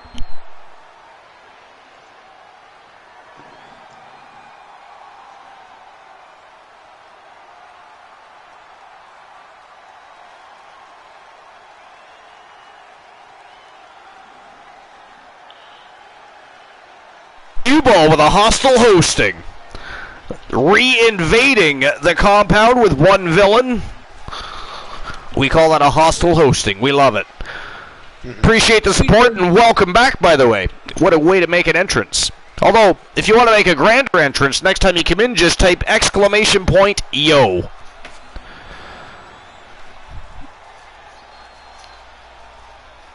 Alright, so the winners of the match, the Anarchists, new champions.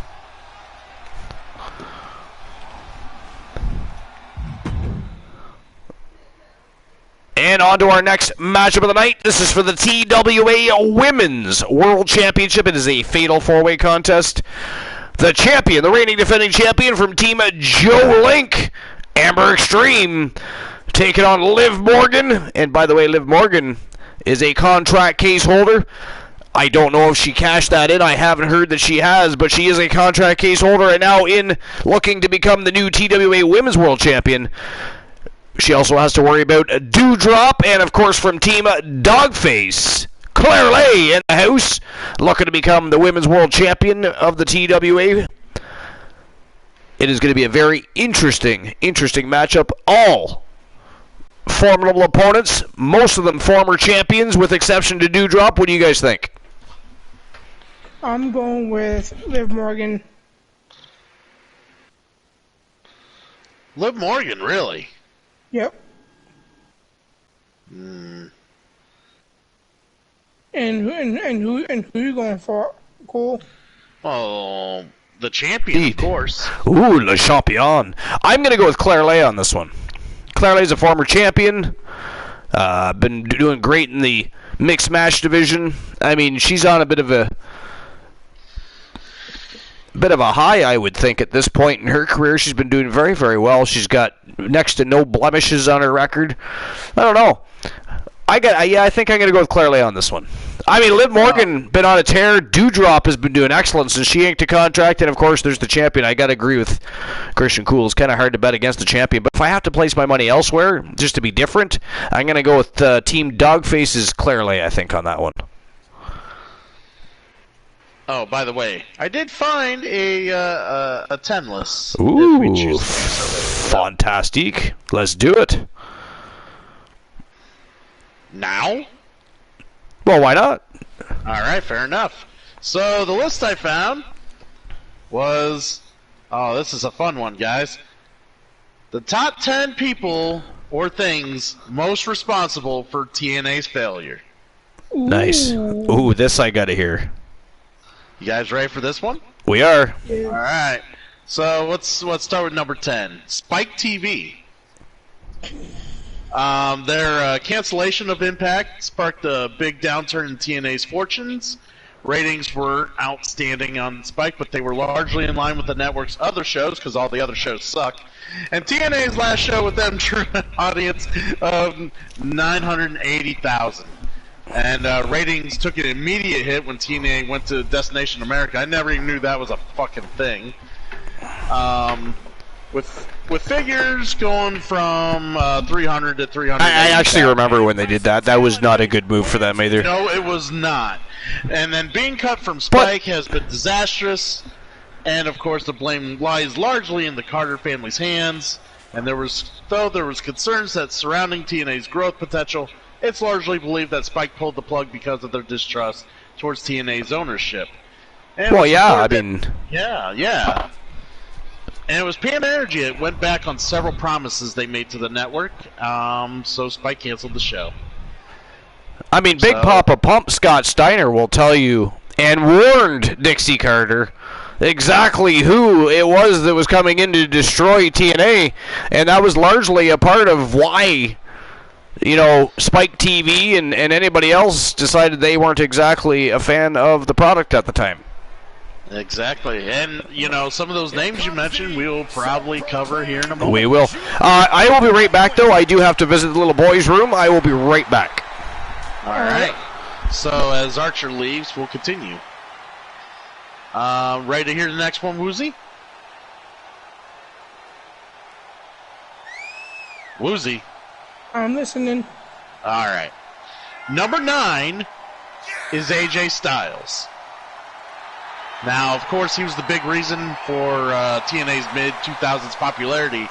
And while he suffered more than a few creative missteps throughout his career with the company, his work at the heart of the X Division helped TNA be different from everyone else. He, Samoa Joe, and Christopher Daniels engaged in one epic rivalry that not only put TNA on the map, but made the X Division as one of the most wrestling's exciting concepts. And a must-see for any self-respecting wrestling fan, and I would definitely agree with that statement, because I would too. Yeah, I was super big into TNA at that time. He's widely considered the greatest wrestler in TNA history. He's certainly among the most decorated. He was TNA's icon, the face of the company. But his time with TNA ended in late 2013, and for many fans, that was the tipping point. When AJ Styles left, he was the last bastion for the quality in TNA, and his departure just didn't just represent the loss of the company's franchise player, but the death of any hope that TNA could ever recover as a company. Yeah. I mean, and you can't blame Styles. He's said this on podcasts and everything else. And he's since achieved great things elsewhere, obviously. We've seen it. But, you know, he was their last true homegrown star, and they never replaced him. They couldn't. Even now, on Impact, it's no way. Yeah, because he left, and then Joe left. And then Daniels and Kazarian left. Yeah, and that was, like, Styles basically said, like, that the reason he left, they told him, you need to take a pay cut, sir. And he's like, okay, what kind of pay cut? And it was exorbitant. Like, there's a difference between hashing a little bit of money so you can spread money around, and then just basically telling a guy you're not going to pay him hardly at all. And that's what they did to him. And he's like, fuck you, I'll go to Japan and make way more money. Yeah, he went to Japan, and then he made his debut in 2017 at the Royal Rumble. Exactly. And he's been doing fantastic since. Yep. KZ Mosley, good to see you. Welcome to the Archerverse. Welcome in. And we can continue with this list here. Number 8. Have you ever heard of John Gubrick? Yeah. Well, he's a former WWE Vice President of Television Production. He was on some Tough Enough early seasons, and he left that company in 2013. TNA handed him a job a few months later, and he's not really big in the public eye. His name gets constantly dragged through the mud whenever people do podcasts and talk about the company and shit like that. So you're going to love this. Jim Cornette once described him as someone who has, quote, never booked a fart after dinner at Taco Bell, quote. And, quote, an out-of-work friend of Kevin Dunn who was given a pity job producing Tough Enough, quote.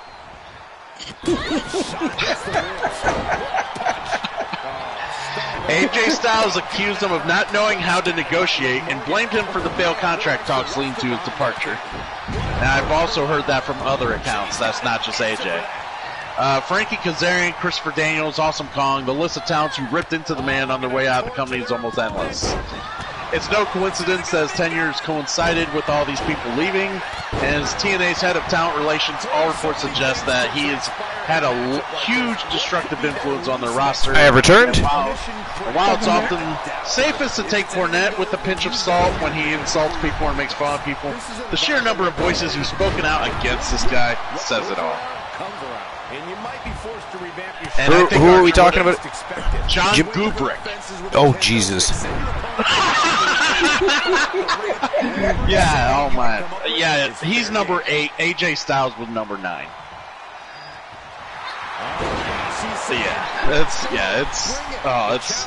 It's harmful. But we got a match going on, so we can suspend the list for now. I mean, feel free to continue with the list if you want. Oh, all right. Well, it is. I guess it is TAB. Tuesday night, fight night. All right. Anyways,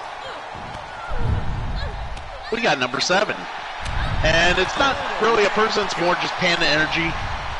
And we kind of go over what Panda Energy is. The Carters, Bob and Janice, they're CEOs of Panda Energy, and they purchased Jerry Jarrett's 72% stake in the company in 2002.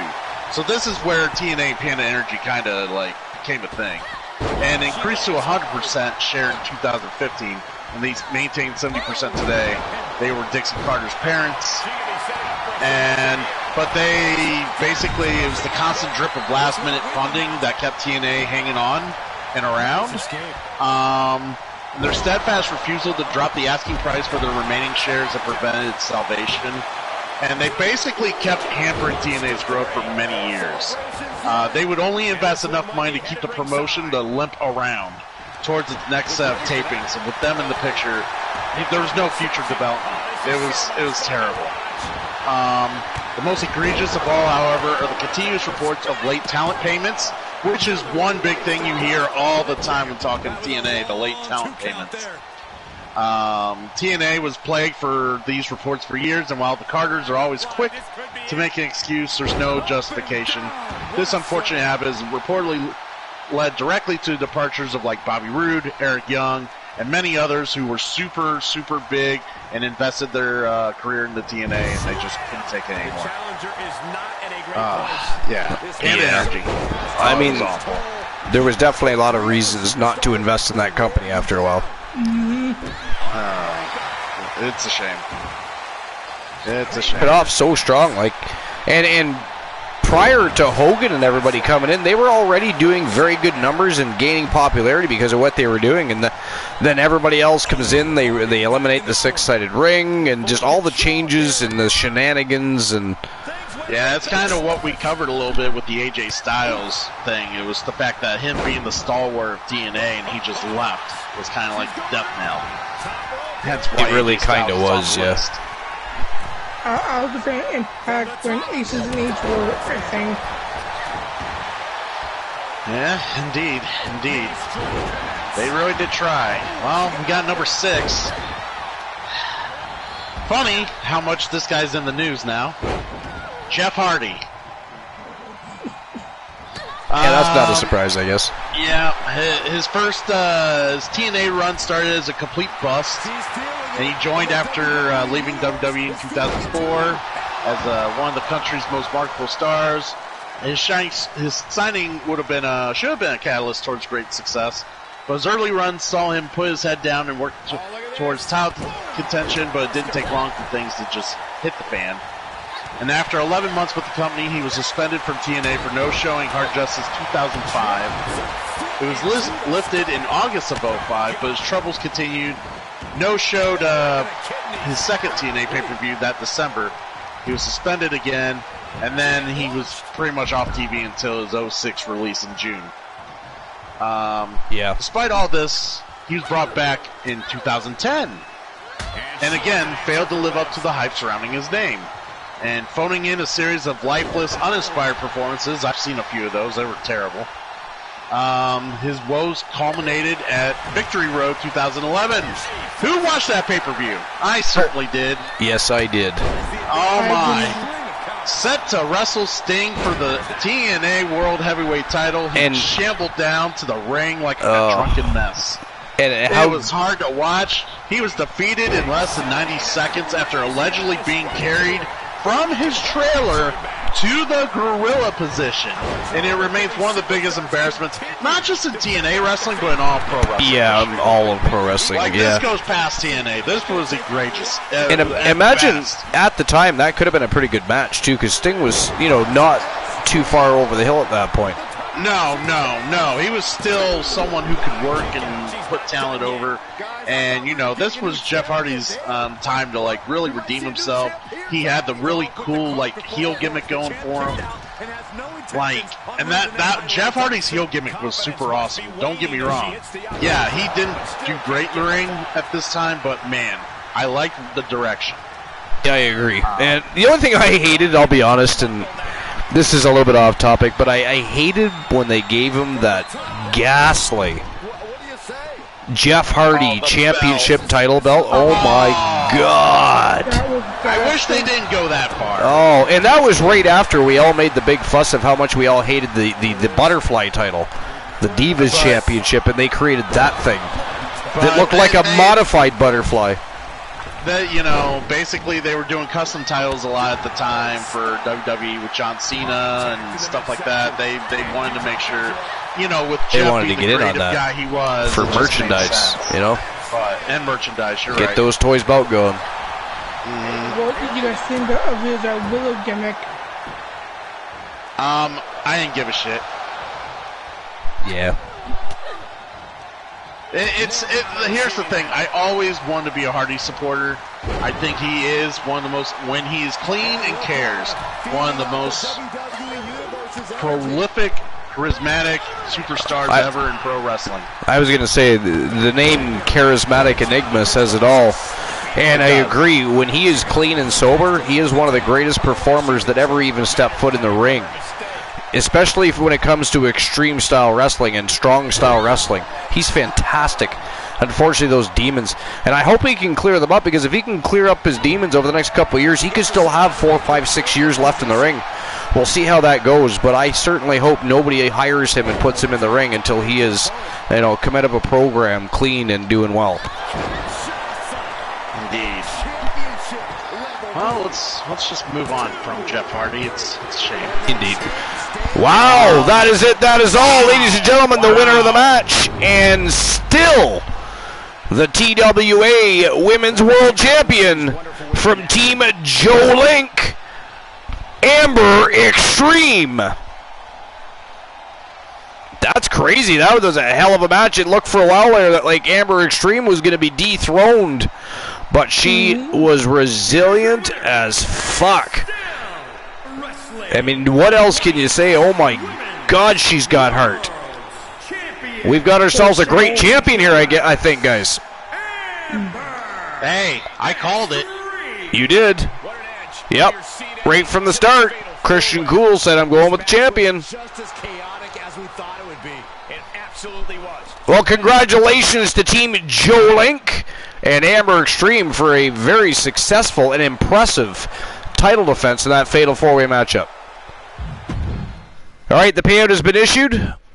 On to the next match of the night. This is for the TWA World Heavyweight Championship. The one that used to run with the Coalition has been since exiled and has had a very bad couple of weeks, by the way. If you've been paying attention to what has been transpiring, Kevin Sammartino, after weeks and weeks of causing havoc and walking into people's locker rooms and making challenges and writing checks that his ass can't catch, people have been catching up with Sammartino. Started out with the Coalition, and then it was Carlos Hawkins teamed up with Carino Farmer and beat him down. Now he had one hell of a redemption match with the Powers of Pain. He managed to beat Graves and Alpha, that was an amazing matchup. But how he pulled that off, we still don't know, because he took an ass kicking and somehow managed to hang on and managed to sneak in a pinfall and pick up a victory over both Nathan Alpha and the Warlord Thomas Graves. That was crazy. I call bullshit because he did not pin my client, so technically I did not lose that match still. Well, that is true. He did not pin Thomas Graves. He did, in fact, pin Nathan Alpha. Hey, that's a discussion for another day, but you have to imagine, for Kevin Sammartino, he swerved and did what he had to do to get this opportunity. I bet you, what's the saying? Something to buckets. What's the saying? Either way, you know what I mean. We know what you mean. We all know what he means.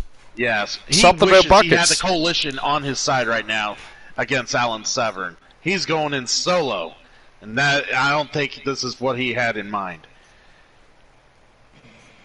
Well, I think he's definitely biting off more than he can chew with the Wolfman here. I mean, let's not forget that the Wolfpack, certainly not the only group that Sammartino's had a run-in against and caused a little bit of problems with. So, I mean, to challenge, after everything that's transpired, to have the ego still, to challenge the TWA World Champion, and the Wolfman, not to mention, this is going to be very interesting. Very interesting. But I'm opening the betting lines right now, so you'll have 5 minutes to make your bets. Who's walking out the TWA World Champ? Is it going to be Kevin Sammartino, or is it going to be the reigning defending champion, the Wolfman, the leader of the Wolfpack, Alan Severn? It won't be Sammartino. Woozy says it will not be KOP's team. It will not be the self-proclaimed savior of the Archerverse, Kevin Sammartino. My money is on the Wolfman on this one. All right, here we go. What about you, Cole? The main event of the main card. The following contest is an Iron Man. I'm going to have to go with the Wolfman. The Blind Locksmith says, "Fuckets of buckets." And KOP says it's going to be KOP. Well, actually, I think it'll be Kevin Sammartino. I don't think your team is going to, win the match. They're not going to be in the ring. You yourself are not going to be in the ring either, so that is, not possible. Now you're trying to steal the thunder of your own client. I mean, how dare you, sir? Actually, I was an idiot. I was thinking dollars to donuts, I don't know why I thought buckets. Dollars to donuts, fuckets of buckets. Oh, man, I got to do a joke? Joke time. Oh, man.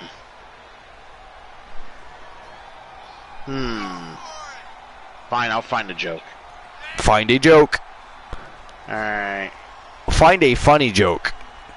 I will. And I gotta do A funny ha-ha, not funny ha. The Blind Locksmith, I see my name. How dare you? What have you done? We all have a joke. Oh, we all have a joke time. Joke time it is. He's got a good chance of becoming the new champion tonight, and the WWE Universe is buzzing. I always say joke, but all right. I got one for you, Blind Locksmith. TBS, what do sprinters eat before a race? What do sprinters eat before a race?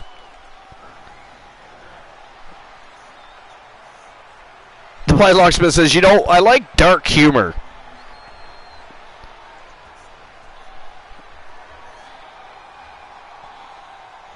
And here he comes, guys, from Team Glenola, the leader of the Wolfpack, the reigning, defending, undisputed TWA World Heavyweight Champion, the Wolfman, Alan Severn, baby. The main event of the main card, guys. And the next match of the night, if anybody had a look at the teasers for the evening, you will see that there is a mystery challenger for Demon Balor tonight. And the Archerverse Mixed Match Challenge World Tag Team Championship will be on the line. So again, if you missed it, you got to go to the Archerverse Discord, look at the teasers for tonight's show, and you will see. Even for me, it is a mystery. Nobody knows who his challenger is, who it is. I mean, for the last 2 weeks, there was rumors of a new superstar being signed, but nothing came to fruition to my knowledge. No reports of a contract being inked. And yet, here tonight, I mean, not that it would surprise me. There's been all kinds of strange things transpiring here at the Archerverse lately, but Yet here we are, a mystery challenger, a surprise challenger. Introducing the challenger. For Demon Balor, I mean, I don't even know who it would be. There was also a poll, by the way, on Discord. 52 pounds. In the Archerverse Next Show section, they give you a chance for you to share your opinion on who you thought it might be, or at least out of the selections available. I do have a joke. Here we go, joke time, but I'm not done my joke yet because nobody's answered yet. He is the Wrestling Alliance The Blind Locksmith says ketchup. Catch up. Nope, actually. And again, everybody, the question was, what do sprinters eat before a race? Well, nothing. They fast. Terrible. That was awesome. Epic. No. Best joke ever. All right, what's your joke there, funny boy? Come Mine's on. much funnier. Let's All go, right. Kevin Hart. Let me have it. All right. If Canadians say "eh" and Mexicans say "see," Big title match here. what do In my Americans say? opinion, this championship could main event any show. That is a weird thing to correlate because C means yes, A does not. But Mexican says C, Canadian says A. Yeah. I mean, I would like to say the Americans would say something like B, but they can't spell, so clearly they don't know their alphabet. That can't be right. No, that's the answer. They say B. Really? But that's too obvious. I made you think too hard. I know, right? That was ghastly. Fuck. I enjoyed that. One way to leave the ring, I suppose. I don't know, but so far the Wolfman off to a quick start here. It might lead to a quick finish at this rate. Oh, good Lord. And everybody will notice here at the TWA Wrestle Kingdom, there are no mats. That is concrete, you see. Okay, here's my joke. All right, let's hear it. Why should you never trust stairs? Trust stairs? Yeah, why should you never trust stairs? Why should you never trust theirs? Stairs. Stairs. Stairs. Why should you never trust stairs?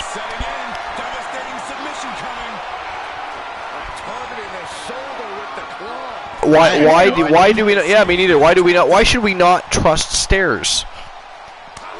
And what's the difference between Damn it, Jolene. Oh, Jolie got it. They're always up to something. Oh, he got it. Well, I mean, they're only up to something if you're not going down them. Then they're, what, down to something? They're descending.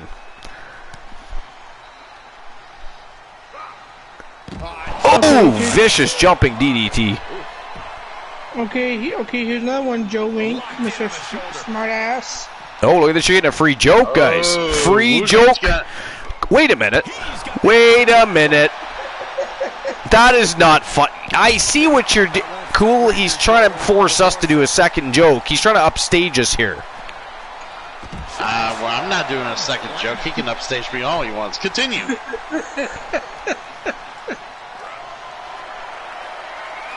I think nobody else see Jolie will get this one.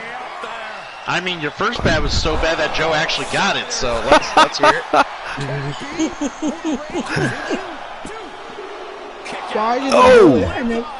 Why did the bullet end up losing his job? The bullet end up losing his job? Yeah, why did the bullet end up losing his job? Because he was fired? Give it, Archer.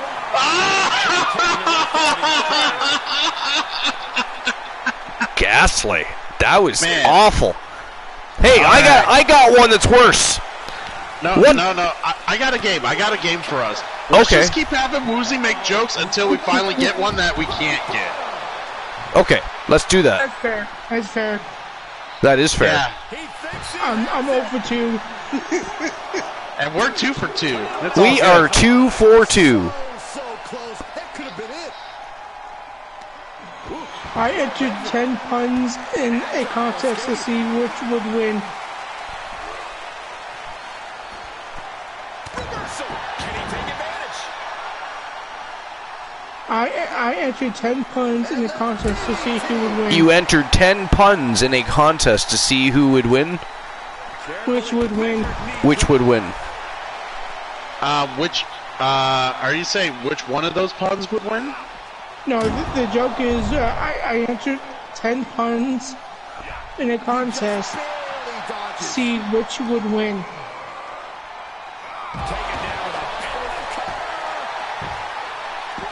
Okay. I'm intrigued. Hang on a second. I feel like he's making up an answer here, guys. I think this is not a so. real joke. He's trying No. to cheat us.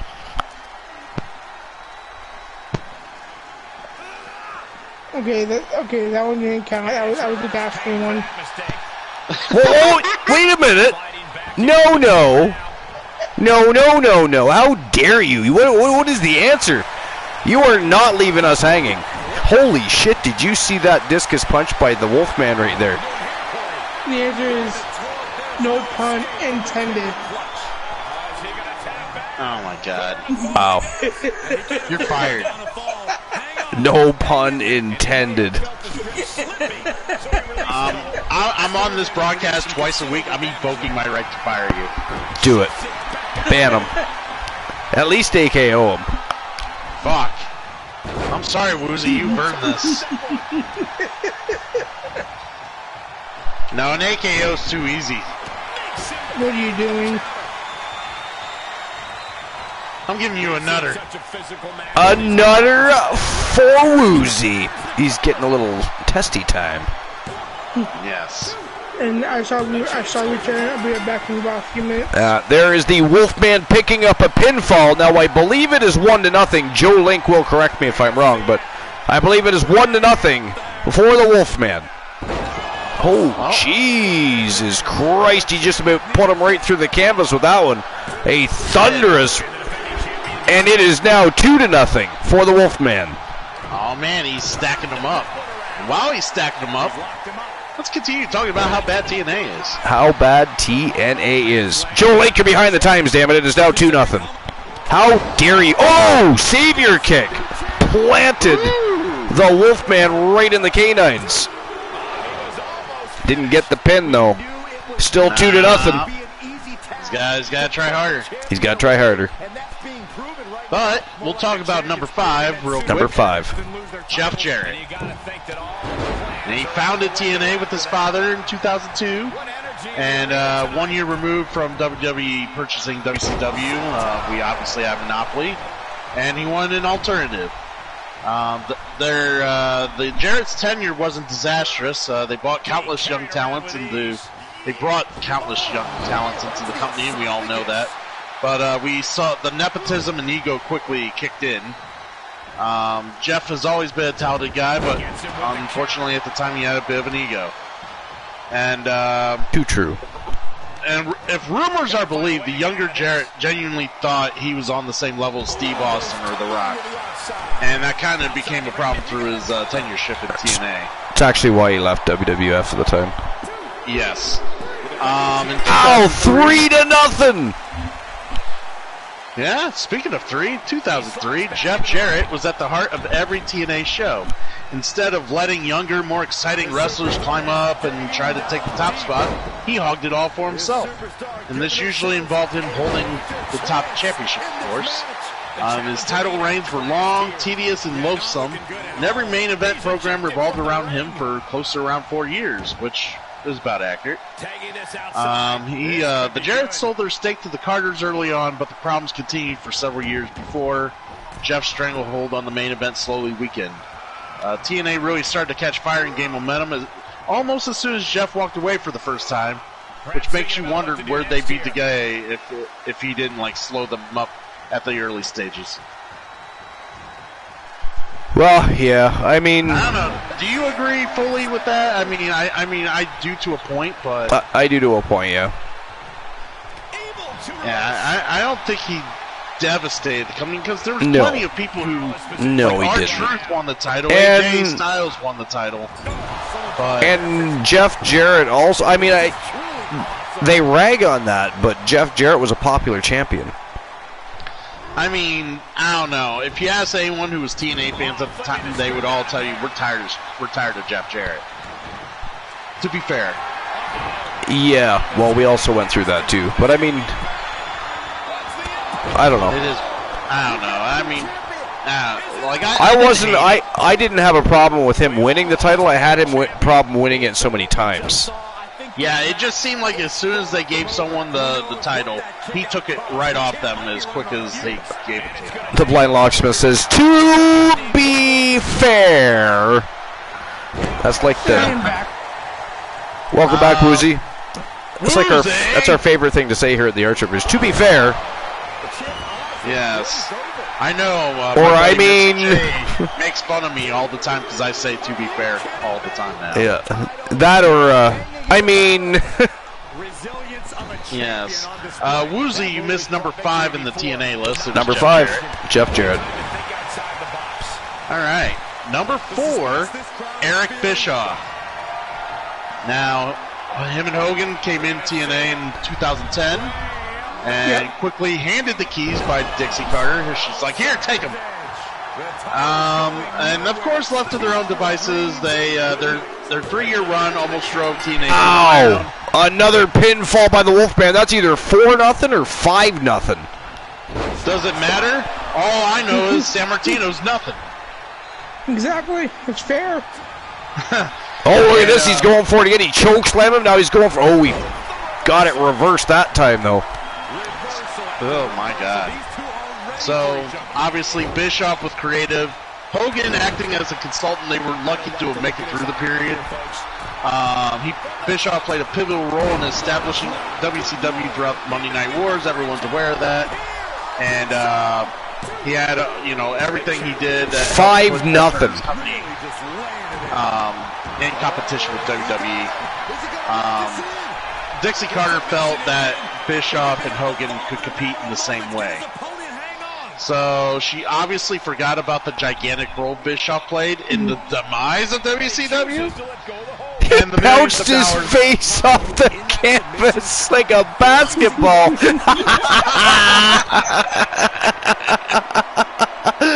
Oh, somebody clip that. Oh, my God. Oh, man. That was great. That was great. Just bounces his head off the mat. Oh, he finally picked up a pinfall. It's like 5-1 now. That was a pity pinfall. That was. The Wolfman let him have that one.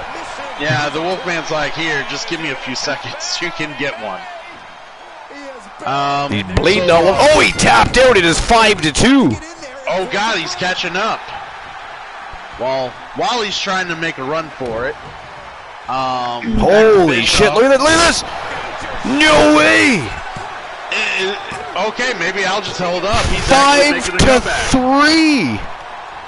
What is this nonsense? What's fucking happening? Definitely not where you want to be right now. Just carried like oh! All the way down to the concrete! Oh, Jesus Christ, that probably didn't feel good either. And now San Martino is bleeding. Now he and Severn are bleeding from the forehead. Wow. A pinfall for the Wolfman, 6-3. Oh, my God. Back in under the ropes. This is crazy. This went from being an ass whooping to a great match. But, oh, big chokeslam. Might be turning back into an ass whooping, though. It might be. I think San Martino had his, moment in the sun, but I don't think he's going to be riding off into the sunset. Whoa! Big flying crossbody. Little insult to injury there.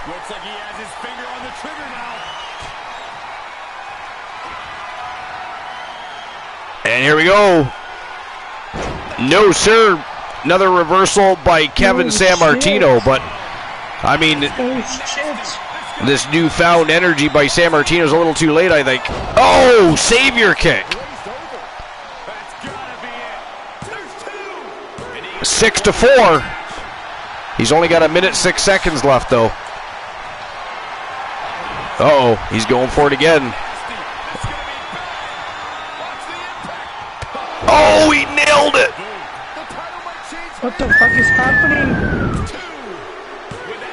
6-5, guys. 6-5. I'm on the edge of my seat. I know, there's only 38 seconds left. The Wolfman seriously needs a submission or a pinfall here to wrap things up. Otherwise, he risks a tie. If Sammartino's able to pull another one off.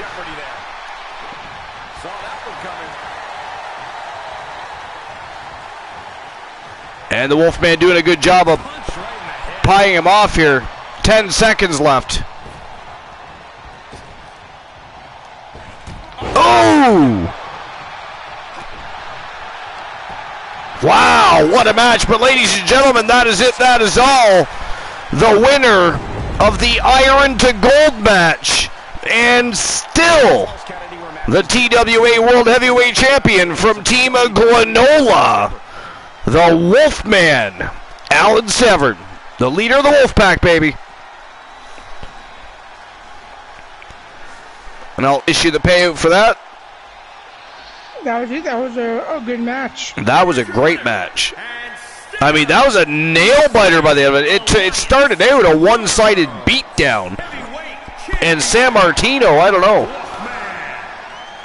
certainly turned the tides for a while. And in a short period of time, because like I said, most of that match was a beatdown by the Wolfman. Yes, I would agree. But the leader of the Wolfpack going back home with his gold.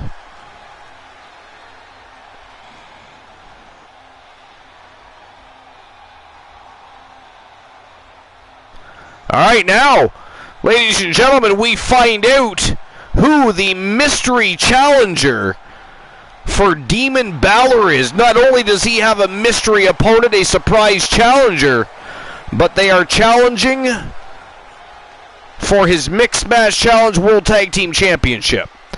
Balor has accepted, so Demon Balor will be here. Will be in the squared circle next, defending the titles held by he and Amber Extreme, who, by the way, is also the TWA Women's World Champion. And that is next. I'll make sure I get the betting lines open as soon as we find out who it is. I mean, how do I start a betting line? I have no idea who is facing Demon Balor. Again, go look at the teasers. It does not show us an opponent. No, it does not. It does not show us an opponent. So who walks out? The Mixed Match Challenge World Tag Team Champions? I don't know, because I don't know who he's facing.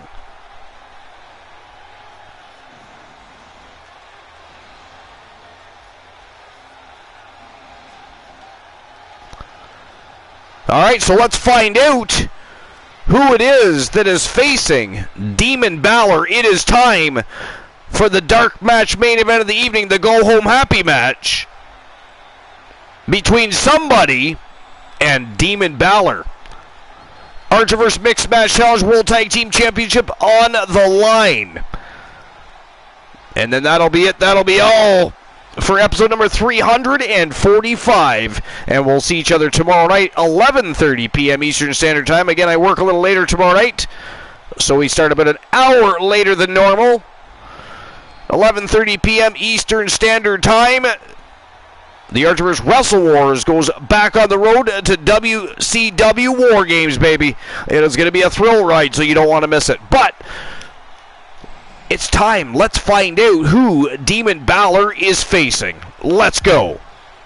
Let's go. It is showtime and go time.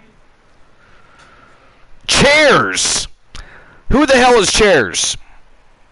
Who is Chairs? Can somebody please enlighten me on who the fuck Chairs is, please? Is this a joke? Is this a joke? What is this? Who? That is not funny. Who the hell is that? No, it just... The second I saw him, he just reminded me of TNA's Suicide. Chairs. Who's And apparently Io Shirai knows exactly who Chairs is. Apparently they are tag team partners. Which begs the question, who else knows about this? And why are they not disclosing information? Because who the hell is Chairs? Exactly, and who the hell's team is that? I am so confused right now. How does, Chairs waltz into the company and get a championship matchup against Demon Balor? How does that happen? I mean, Archer has a problem getting a championship match for a title he's actually earned a rematch for. No, does he get it? No. Let's give Chairs championship matches. Somebody we don't even know who the fuck that is. Chairs. Who is Chairs? Apparently, Locke knows who it is. So Blind Locksmith says, "Oh, he's finally here." What do you mean he's finally here? I think... What do you mean he's finally... I think it's tables under a mask. Tables under... I never thought of that. Is it tables under a mask? I think it's tables under a mask. It better not be tables under a mask. That some bitch runs with the Wolfpack. He's supposed to... His ass belongs on Starkey. But then again... I mean, you got Tia Stevens and Jennifer Wolf showing up now. They are members of the Archerverse roster. Part of the Wolfpack, by the way, Christian. Not only did they take over WCW, now they're attempting to run a coup here in the Archerverse. So the Wolfpack now running in two different brands. So that makes sense. It could be tables under a mask. Could it be? It could be. Blind Locksmith says it's not tables. It's not. Well, clearly it's not tables. It's chairs. It is not Chairs. There is no Chairs. It is not Chairs. I mean, tables. That could be. That would make sense to me. The situation. I kind of agree with. I think the Blind Locksmith is trying to throw us off. I think it is BS. Except we're not having a Mexican mask versus mask match. See, so, Joe Link agrees, like Hulk Hogan. Was Mr. America? That's why I said I think it's tables. I really do, but we can't figure that out now. What I have figured out is we are losing control of our show here. How do we have people being inked to contracts that we do not know are being inked to contracts? And again, who the hell is Chairs? I want to know who Chairs is. We need answers here. We need answers. I will open the betting lines, but under protest, who the hell is tables or chairs and ladders? Good Lord, do we have a ladders? Maybe we should have a garbage can, or we could have a casket. We could have a casket. The last time we asked TLC to join the show, they were overpriced. So. Locke says, I haven't seen tables all night, have you? Well, I mean, you do raise a good point, but I mean, well, he does make a good point, actually. But that kind of brings up a point. That is correct. We have not seen You know why? Because he's hiding under a red fucking mask with a big fucking chair on his chest. I mean, seriously. It's not obvious at all.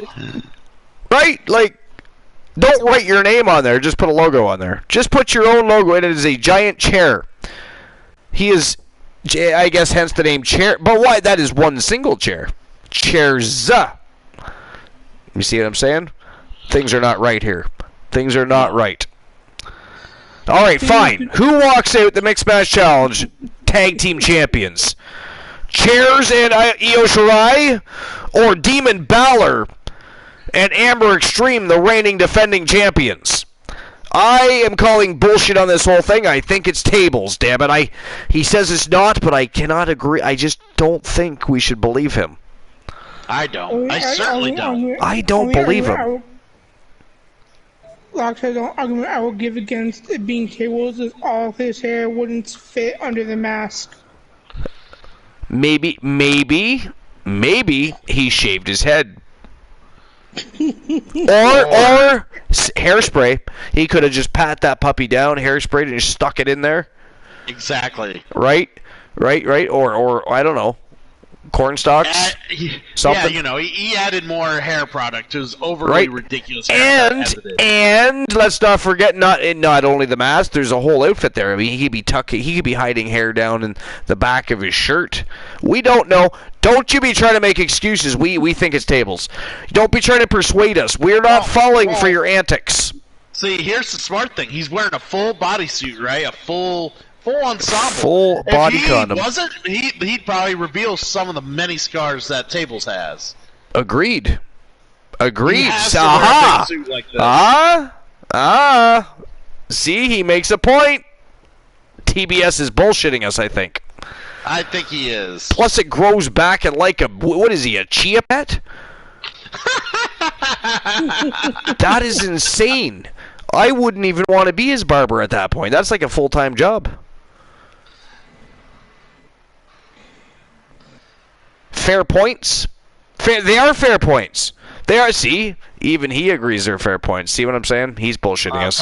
It is Tables. Our intelligence. So. Tables thinks he's a chair now. I mean, what's next? What's next? You can call for a sledge. Right, sledgehammer. Where's Sledge? Do we have a Sledge? Or how about, do you have a kendo in the family? Or even a baseball bat. Ooh, we could have a bat. Wait, is he going to dress like Batman? That would be fun. That would be funny. This is not funny. That is not funny. Tables I dressed up like Deadpool, Suicide, something, wearing a chair on his chest. I just don't get it. I don't get it. But alright, here we go. Go home happy match of the night. Archer has been looking in my closet. Now I'm concerned. Now I'm concerned. How can you not be? It's a little bit concerning. Look who it is. All right, here we go. Go home happy match of the night, and making their way to the ring first, Io Shirai and, well, apparently chairs. Look at that robe. We think it is Tables. Killers of the Skies, a.k.a. High Energy. Hey, I guarantee you she is the best at playing musical chairs. This is it, guys. And if that is Suicide, which, by the way, he doesn't go by that name anymore, but he is being fired immediately. Immediately.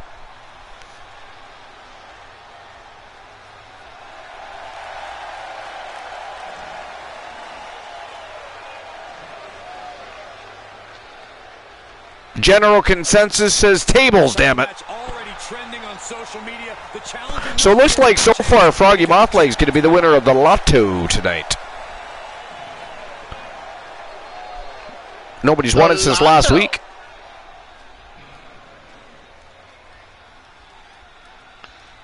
All right, let's go. Let's see what this chairs is made of.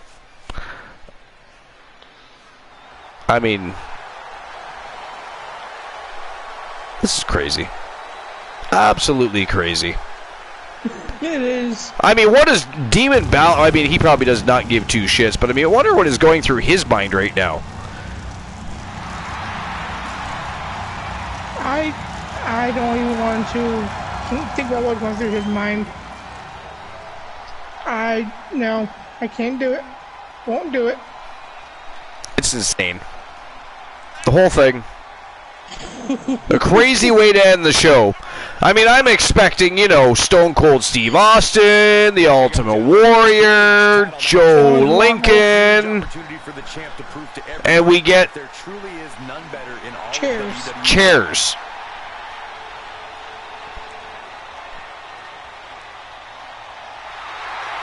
Who literally has a chair on his chest, folks. I mean... Oh my God, from a mile away, he looks like the fucking Red Power Ranger.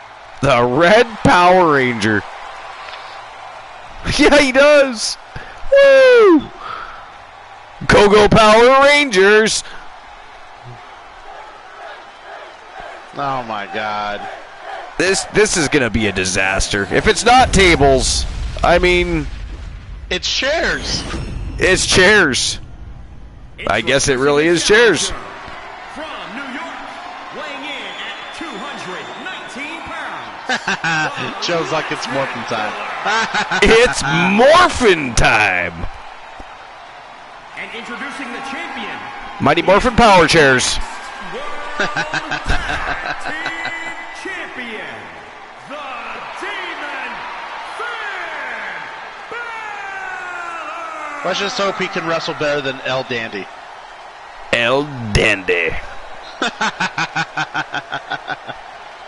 Looking at the champion, I guarantee Gonna morph Balor into a ball, Blind Locksmith says.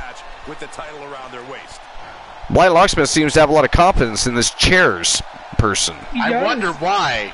Right? Suspect. Right? That's Very what I'm suspect. thinking. Very highly suspect. Well, we'll see how long this charade continues for. Here you have the championship. Might continue for a while if he wins the title. Ladies and gentlemen, we're in store And for Archer, you know what I something noticed too is your stream elements. You know how our new streamer will be, like I say, 81 streamers. No. I was thinking that myself. Not only have I not seen a contract come across any tables, Look at this going right because it's chairs. Anyways, couldn't help myself on that one. That is correct. We still have 80 streamers, at least to our knowledge. 80 streamer teams, not 81, which means somebody inked themselves another contract, or is hiding a client in a Power Ranger costume. Conspicuous. I mean, if we are wrong, team the Blind Locksmith, since they are both your clients.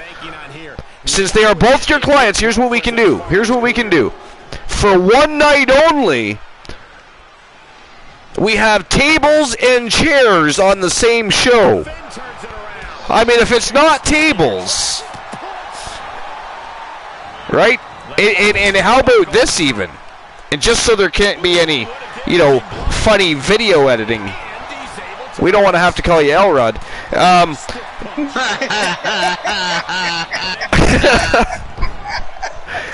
Just so there's no, CGI tricks. Perhaps we put them in a tag team match together.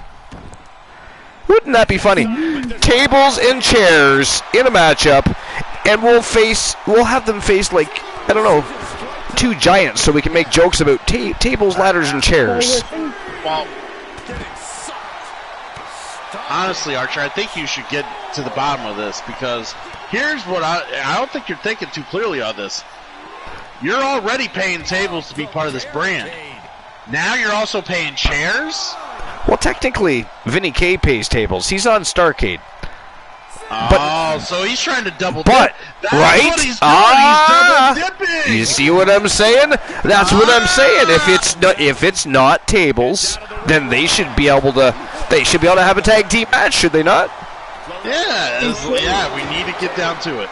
They should be able to have a tag team match together. I don't see why that could not happen. I agree. We are calling your bluff, Blind Locksmith. How dare you try to run a coup on us?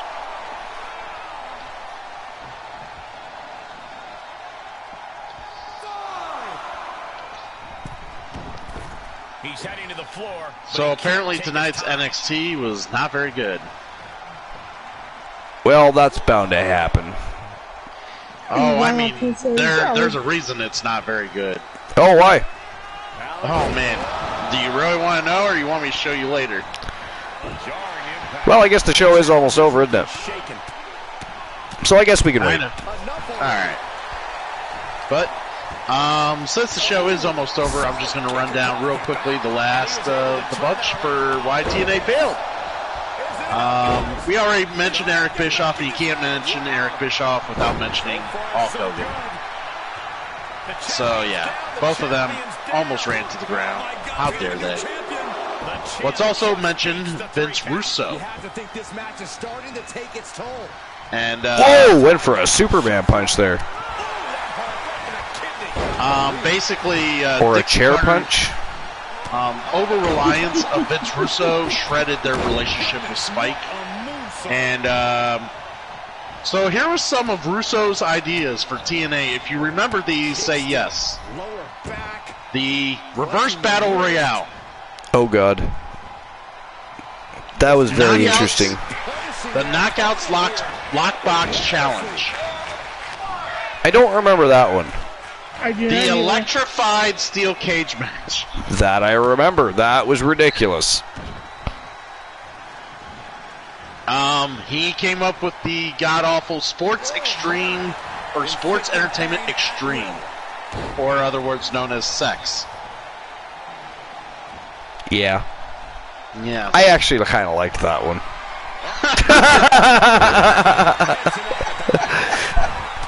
I like that one. I like it.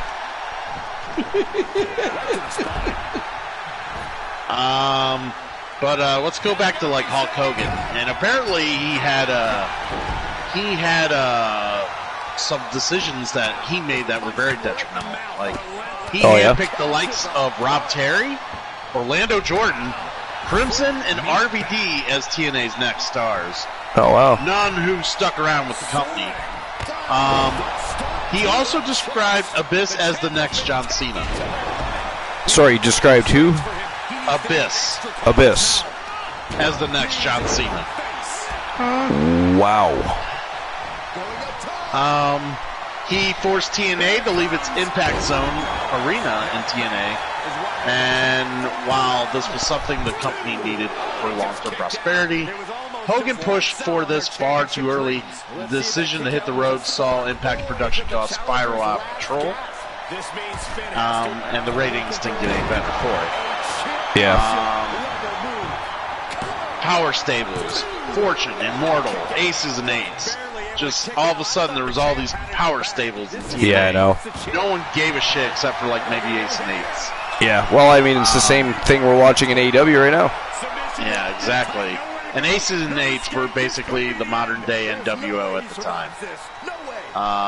And he stripped the company of its identity.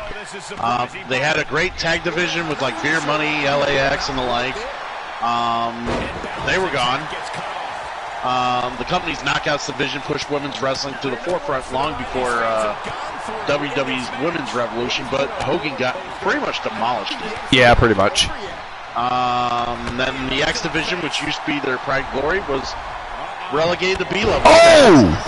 Did you see that jumping sidekick? Busted him open. Oh, he did, and it was badass. Wow. Look at the chat. Locksmith revealed who it was. He has all of Table's moves. It is Tables. Definitely Tables. Double dipping, Archer. He is double dipping. I believe that TBS is lying to us.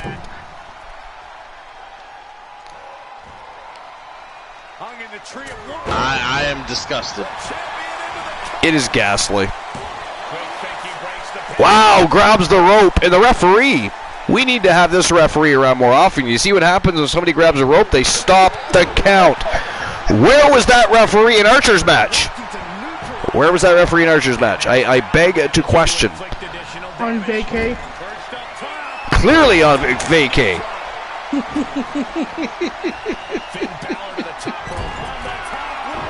Oh, he missed that one. He's going to try again. Look at this, though. Chairs or tables or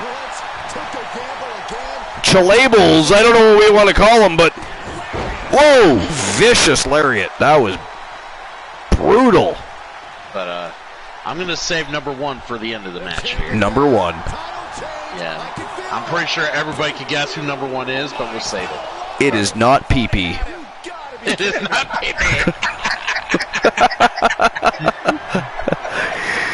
Holy fuck! Wait a minute, back up a second. That end of days was. Wow! His first match, supposedly, anyways, at this point.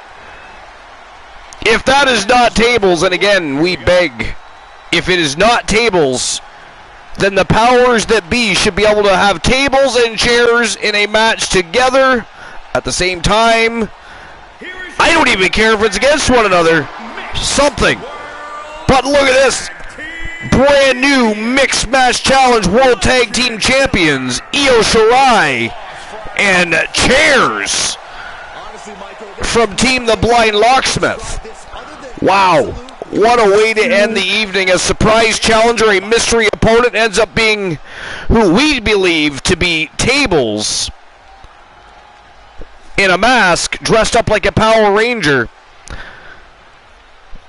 But what a surprise and what a shock. If it is definitely not Tables, then that gentleman just picked up a championship title belt in his very first matchup. Yo, Curlidi! What's going on, Curlidi? Welcome into episode number 345, but that is it. That is all for episode number 345. We'll see each other tomorrow night at 11:30 p.m. Eastern Standard Time. Again, I'm working a little later tomorrow night, so 11:30 p.m. Eastern Standard Time for the Archerverse Wrestle Wars. Back on the road to WCW War Games. It will be a thrill ride, so you don't want to miss it.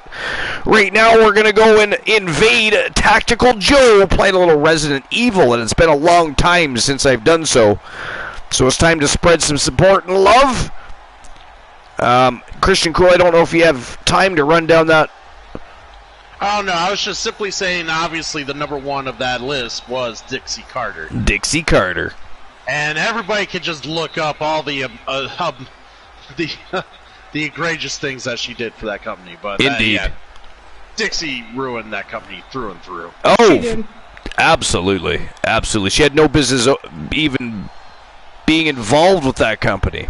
But exactly. But let's move on. Let's give Tactical Joe 707 that love. It is invasion time.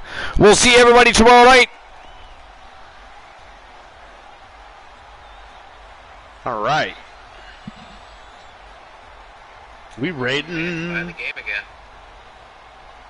They have to buy the game again. Raid the Archerverse.